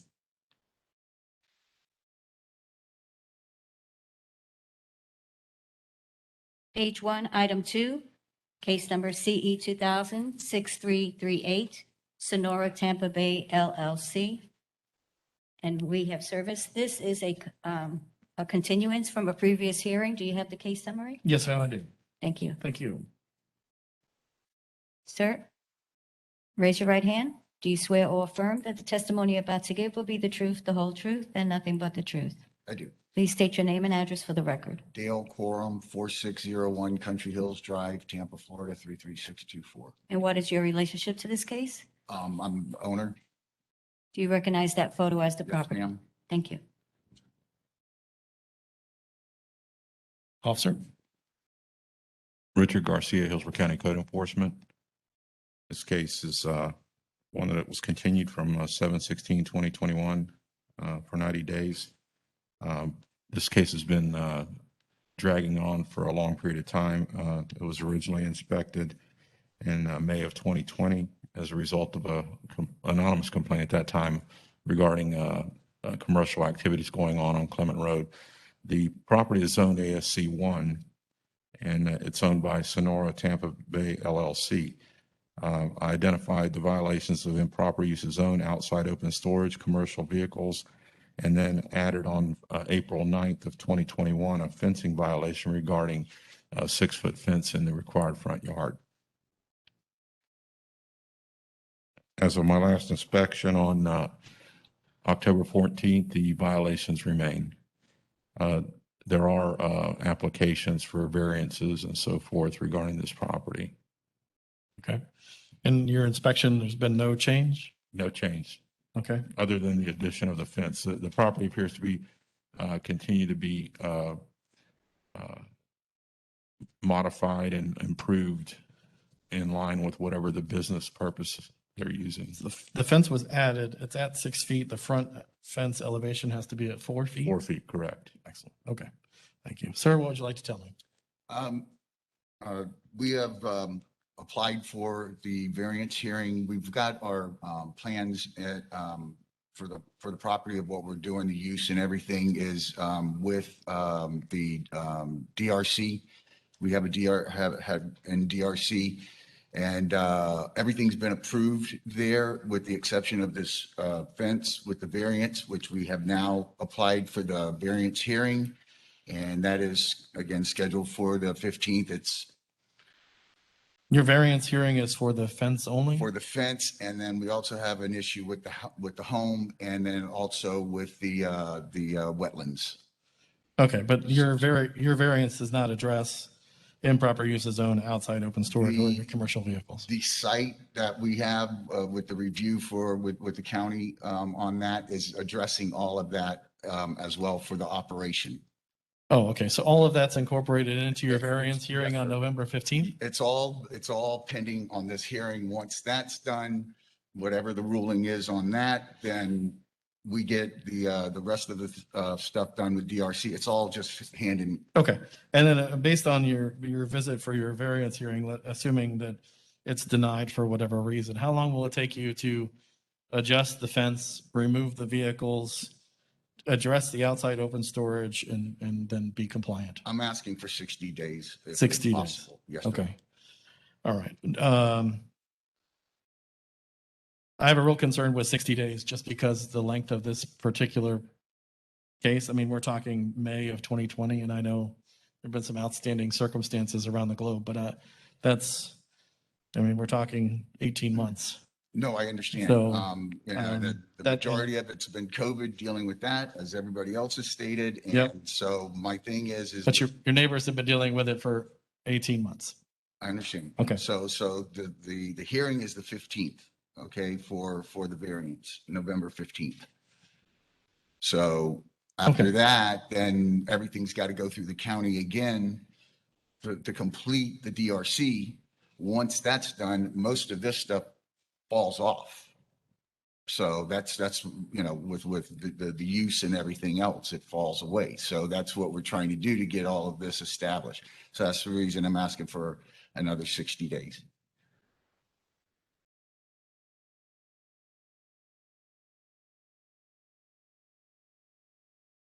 Mr. Pisano.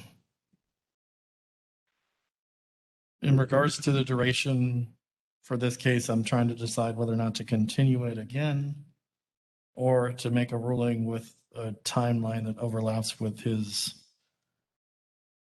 We're asking variance process. we're asking for a ruling Okay. that has gone this far. Okay. He is hoping to change the complexity of the zone to zoning of it. As you can see, the equipment he has on the property is not for fishing farming that he's wishing to pursue, or at least had testified to that he wished to pursue. Gotcha. So At the end of the day, if the variance is approved, then his issues will. well, we don't know. I understand, but if the variance is approved and goes through the Then- process, Then he would his- have to have approval for something more Correct. than what the zoning is. So Right. yes. Okay. But if it's not approved, it shouldn't take much time to remove that heavy equipment off the property. Understand. Okay. All right, sir. Excuse me, but the heavy equipment as far as the backhoe and the dump trailer and all of that, that's all part of for the, it's all agricultural. And that's what, the intent is.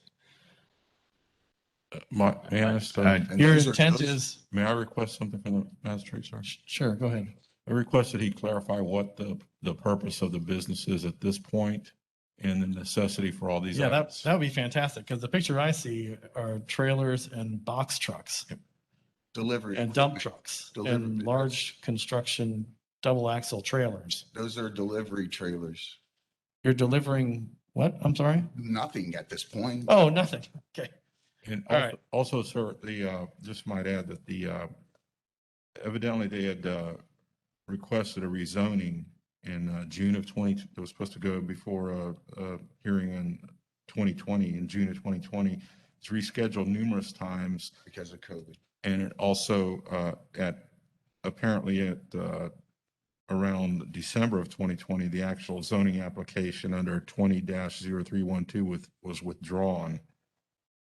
So the only thing I could find regarding requests for any variances just involved the fence itself and nothing else. Okay. As far as the zoning, I was given counsel to change it. And then upon review and additional counsel was to keep the zoning the way it is because of the agricultural and not have to deal with a commercial part of it. Sure. When was that? When did that? That process- was all transpiring around when COVID hit, and that's why the meetings kept getting pushed and pushed and pushed. Mhm. That was all going on with the COVID situation. Okay. I don't control what the county does for hearing time. Neither do I, nor do I want to. So I understand that. I apologize for that. Yep. Okay. Well, I think at this point, what I'll do is I'll go ahead and make a ruling and give you a timeline that incorporates your variance process. And that way, if it doesn't achieve that process, then you have a certain amount of time which to get things taken care of and resolved. If you do, then obviously it takes a different turn. So So the reason I'm asking for the 60 is between now and the 15th, okay? Because we're like, that's 30 days. Mhm. And then if I'm denied the variance, then You need gonna another a 30 little days. 30 Yep. days to resolve everything. totally That's the understand. reason Yep. why. I agree with you. Yep. Not a problem. Okay. I can make that happen. Okay, All thank you. right. Thank you, sir. I rule in case CE 20006-338 that based on the evidence presented, I find the property is in violation of Hillsborough County codes or ordinances listed in staff's presentation. Further, based on the gravity violation, the action taken by the violator and the violator's history, I grant 60 days to come into compliance. If compliance is not achieved by that date, a fine of $250 per day be assessed. One question. Yes, sir. You have once 60 the- days, and after that, you have 60 days, and then after that time, inspector will come out and review it at that time, and if it's not compliant, then the fines will continue. Okay, We'll so start. I'll start. We'll get with them then? Yes. Absolutely. So you'll reach out to Mr. Garcia, and he'll walk you through that process. Thank you, sir. Thank you, sir. Absolutely.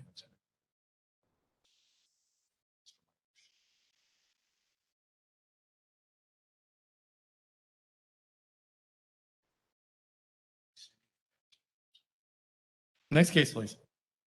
Believe that concludes everyone that's in the audience. Okay.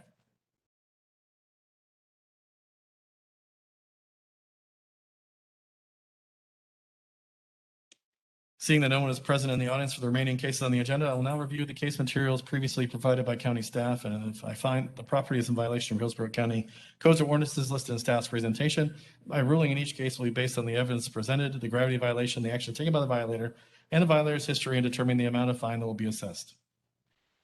Page 1, Item 1, Case Number CE 200-11039, Guillermo del Rio Espinoza, and Maria del Rosario Perez Gomez.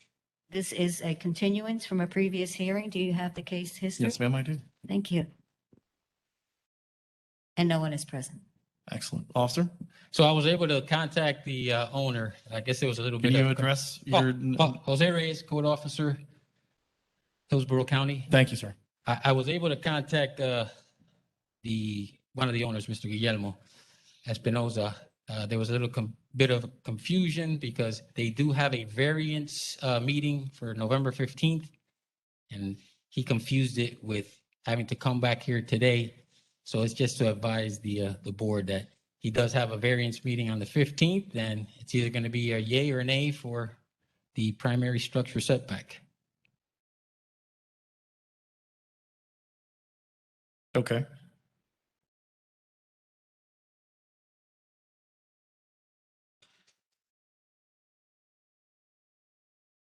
No life safety violations or issues. It's just the carport or the extension that needs to be removed. Basically, yes, he attached the covered porch to the house.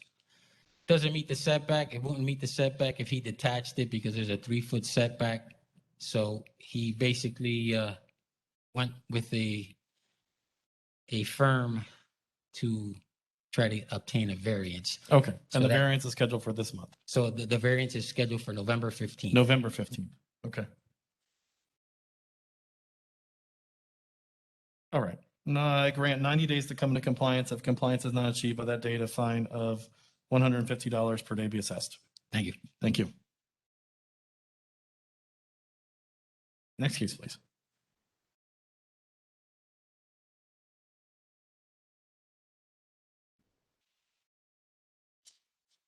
Page 2, item 3, case number CE 2000-8770. This case complied on October 13th.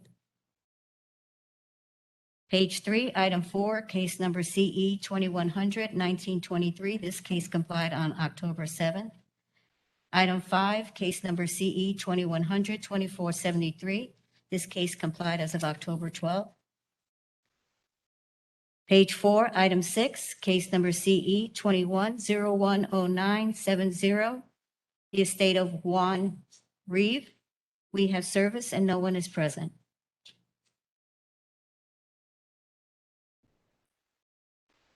Morning again, Officer Garcia. Good morning, sir. Or is it afternoon? Not yet. Yeah. We're working that way, though. This is case number 2101-0970. Property at 303 First Avenue Southwest Lutz, 33548. It's a vacant property. The original owner is deceased. It is under the estate of the deceased owner, Juan Uribe. It's not in foreclosure. The taxes are currently being paid. The case was originally heard, it was actually adjudicated, and then it was withdrawn because of an issue with service on the wrong owner. I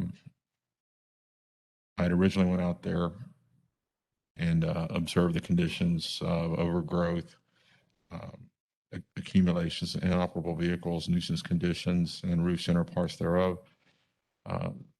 As of my last visit, the overgrowth has been mowed. The property actually been abated by the county at least once in the past, if not more, regarding the overgrowth. The property just continues to deteriorate.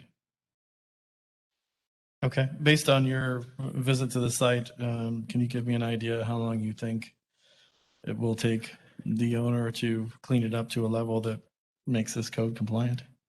The first issue is actually getting someone who is responsible to respond. From anecdotal testimony from neighbors say that the children of the previous owner, deceased owner, are squabbling about disposing of the property, how much it's worth, so on and so forth. There's holes in the roof. The garage door is unable to close all the way, hence the unsecured structure nuisance condition. Animals are going in and out. Actually, I've seen skeletons of animals and things like that around. Is the structure structurally secured for people? Was there a life safety issue? Is there? I would say you could say that's a life safety issue there, that garage door being in that Somebody can get situation. underneath it? They could probably get underneath it. It's been pulled down as much as possible, but it's still movable. That's as far down as it will go. Ms. Rodriguez, we have service? Yes, we do. Okay. I grant 14 days to come into compliance. If compliance is not achieved, with the date, a fine of $300 per day be assessed.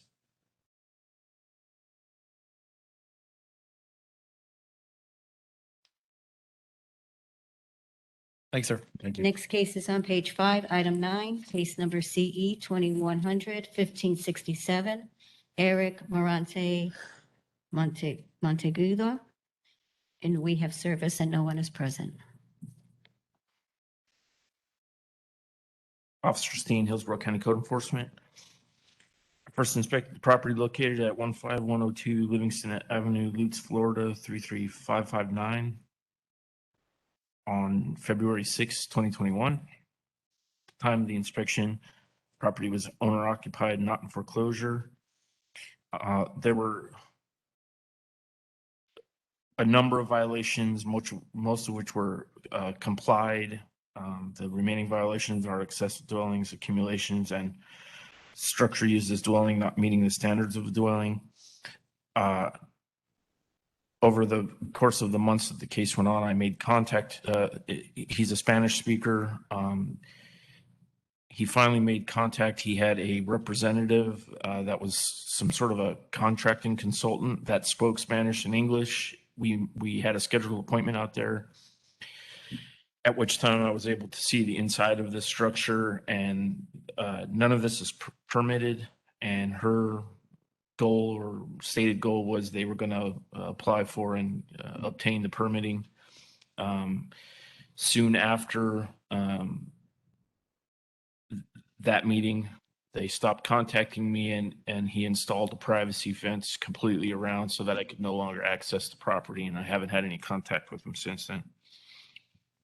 And there are still no permits in the system that I can find. Excellent. Okay. I grant 21 days to come into compliance. If compliance is not achieved, with that date, a fine of $250 per day be assessed. Thank you, officer.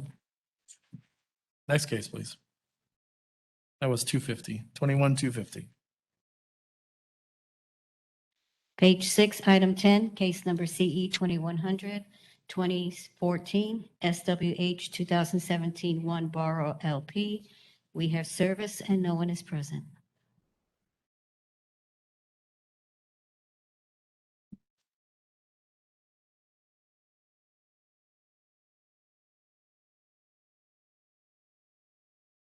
Good morning, officer. Good morning. I'm Michael Smoke, Hillsborough County Code Enforcement. Case number in this matter is CE 21002014, address 8506 Pinewood Street. Property is owned residential, RSC 6, and it's tenant occupied. The case initially came to our attention on February the 16th, 2021. A neighborhood complaint in regards to commercial vehicles on the property. Inspection confirmed the red Ford truck on the property that had a flatbed on the back. Not quite sure if it was built that way or converted. The notice of violation was issued, and rechecks were done on April the 1st, April the 21st. Vehicle was still there. The last check was done recently on October the 5th. Vehicle still on the property. Okay.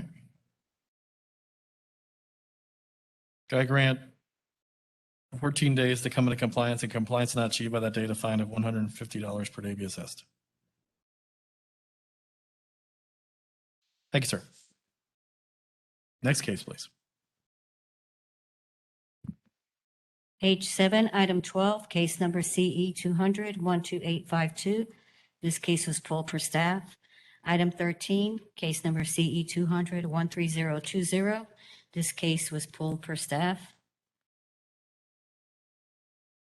Page 8, item 14, case number CE 2100-1837. Rigoberto Dominguez and Sonia M. Dominguez. We have service and no one is present. Morning, officer. Morning, Roy Livingston, Hillsborough County Code Enforcement Officer. This property was at 5602 Orient Road, was first visited on February 11th, 2021. There was a red semi parked on the side of the building. Second visit, 0223, the vehicle was removed, the property was in compliance. Last visit, I visited September 30th, and it remained in compliance.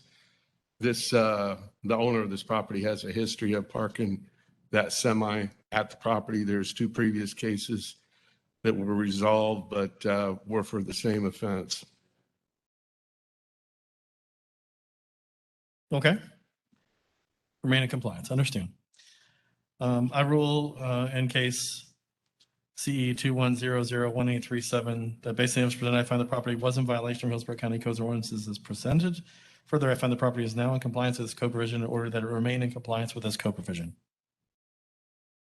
Next case is item 15, case number CE 210140066, 2383 RE Holdings LLC. We have service and no one is present. Good morning, Roy Livingston, Hillsborough County Code Enforcement Officer. I visited this property at 6607 North 50th Street, apartment complex Del Rio Apartments on October 5th, 2021. They had the clean out cap removed and septic had been flowing into that drainage ditch area on the property for about a 2-week period. There was a lot of probably hundreds of gallons of sewage mixed in. My last visit on October 7th, they had dried out the area. The issue now is the cleanout cap is still missing, or was still missing at the time of the inspection. And I was waiting on an invoice to show that they had chemically treated the area where the spill was to ensure that there was no leftover bacteria or remnants of the original spill. No response on either of those? I had talked to the property manager. They were supposed to provide me that. I assume that they will provide me that, but at the time they did not have it available. Okay. I want to make sure that's definitely a life safety issue. Okay. I grant 3 days to come into compliance. If compliance is not achieved by that date, a fine of $250 per day be assessed. Thank you. Thank you.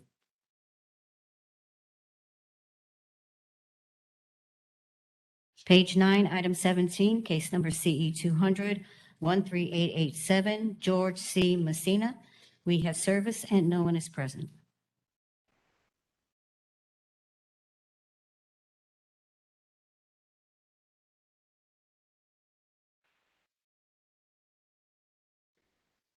Good morning. Good morning. Guy Carter, Hillsborough County Code Enforcement. Property in question is located 16610 West Lake Drive, Waimama, Florida, 33598. Property is owner occupied in Zone AR. Property was first inspected September 10th, 2020, and was cited for inoperable vehicles, vagrants, transients, and a structure used as a dwelling, specifically that tent. I did make contact with the owner on October 12th when I handed him the affidavit of service. So he was aware of the hearing. I expected him to show. Obviously, he did not. But all violations remain the same at the time. Okay. Well, let me just add that I asked him about the transient. He said that the transient was gone, but as you can see, the tent is still there, so I had no proof of that.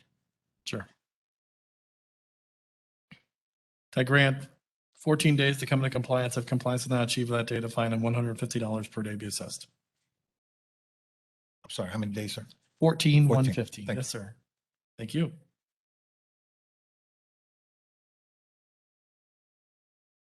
Page 10, item 18, case number CE 2000652, United States of America, in care of Department of Agriculture. And we have service and no one is present. Good morning again, Officer Sweeney. Good morning, sir. Dennis Sweeney, Hillsborough County Code Enforcement. This property began by a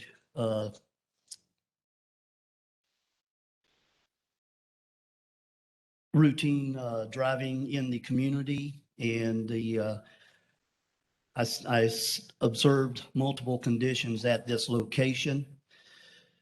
The property is not in foreclosure. It was cited for multiple conditions at the location. The property, when I approached on February 6, 2020, there was a white male on the property who claims that the property was owned by his cousin and that he was in the process of purchasing the property. However, the property appraiser's website shows that the United States of America Department of Agriculture owns the property.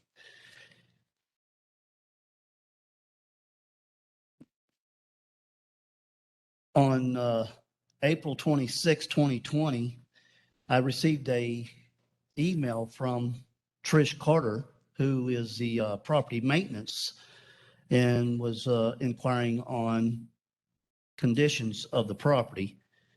But since that time, I have not heard back from Ms. Carter in this situation. And then on 11/13/2020, we received a complaint on the property concerning no electric, no water at this facility. Manager Terry Converse contacted me to do an additional inspection. And upon that inspection on 11/18/2020, I observed that the water meter was pulled from this residence and that the electricity was turned off at this residence. However, folks were still occupying the structure. We have not had any contact from the owner of this company in this whole process. And we're still at this situation today with accumulations, broken window, and overgrowth, no water, and no electricity. Ongoing since January of 2020. Yes. Okay. The grant 14 days to come into compliance. If compliance not achieved by that date, a fine of $400 per day be assessed.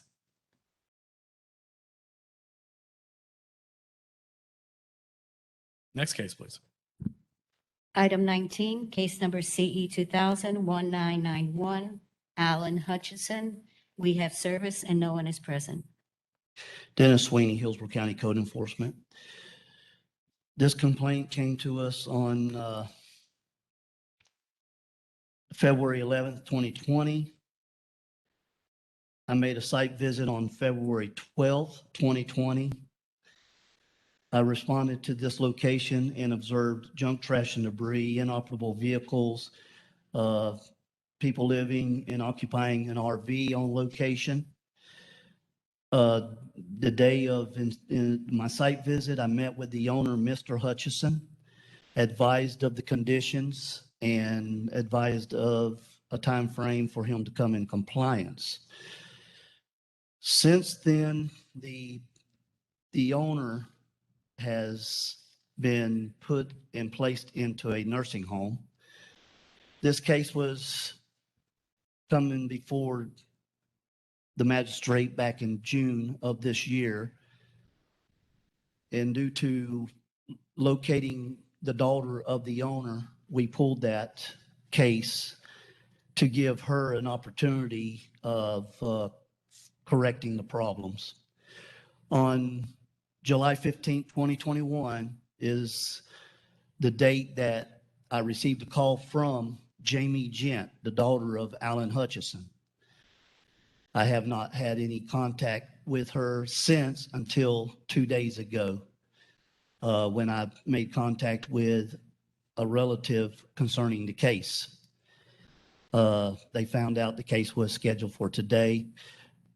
She's supposed to have been on Zoom, but for some reason she's not connected or whatever the case may be. And we still have the situation outstanding at this time with the junk, trash, and debris, inoperable vehicles, and people occupying that RV, that motorhome. Life safety? Just a public nuisance, but nothing immediate life safety. Okay. I grant 30 days to come into compliance. If compliance is not achieved, by that date, a fine of $200 per day be assessed.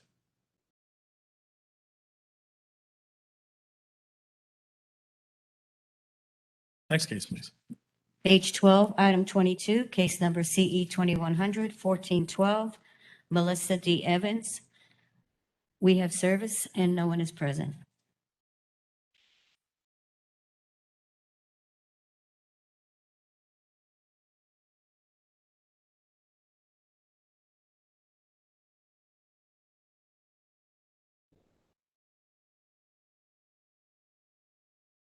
Officer Ippolito Padilla, Hillsborough County Code Enforcement.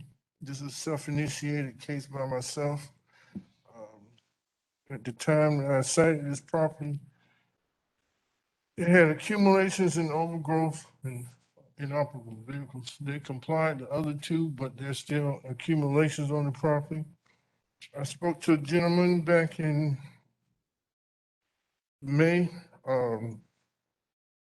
Mr. Joshua Ward, explained why I was there and what he needed to do. He assured me that he was going to take care of the accumulations and other stuff. When I did my last visit, as of, I believe, the 30th, September 30th, trash was still there. Nobody answered the door. That's why we're here today. Understand. Okay. Grant 14 days to come into compliance. If compliance is not achieved, by the date, a fine of $150 per day be assessed. Thank you. Thank you, sir. Next case, please. Item 23, case number CE 2100-1907. This case was pulled for staff.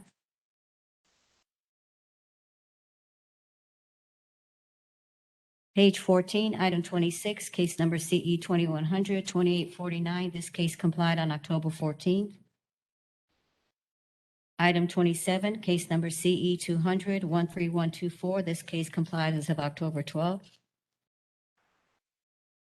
Page 15, item 29, case number CE 200-14429, estate of Annie Martin. We have service and no one is present.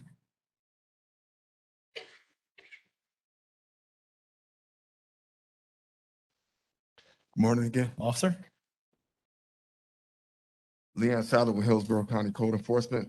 Property in question is located at 5206 South 83rd Street, and it is owned by Martin Annie Estate. Property is not in foreclosure. I first inspected this property on September 21st, 2020, and it was cited for overgrowth, accumulation, nuisance conditions, unsecure structure. And as of my last inspection on September 30th, all three of those violations still remain. I grant 14 days to come into compliance. If compliance is not achieved, by the date, a fine of $150 per day be assessed.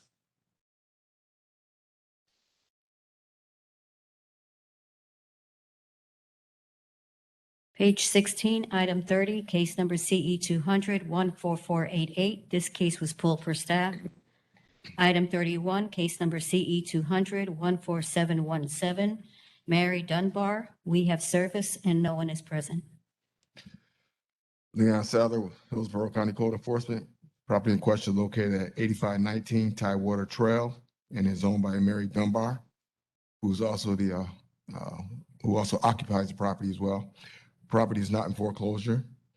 I first inspected this property on September 26, 2020, and was cited for overgrowth, accumulation, fences, and roofs and parts thereof. And as of my last inspection on September 30th, of this year, those violations still remain. And I also had contact with the owner, and she's aware of these violations. But no plan to correct. Says she's gonna work on it. Okay.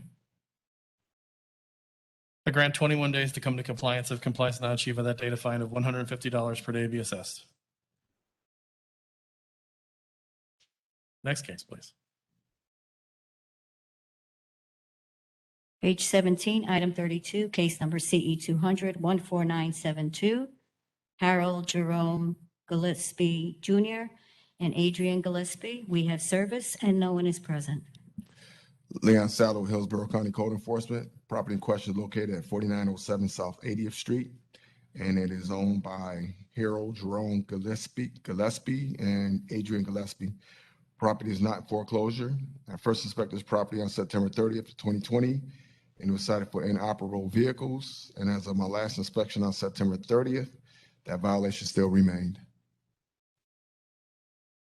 Grant 14 days to come to compliance. If compliance not achieved by that date, a fine of $150 per day be assessed. That concludes our agenda. Excellent. Thank you, everyone. We are adjourned.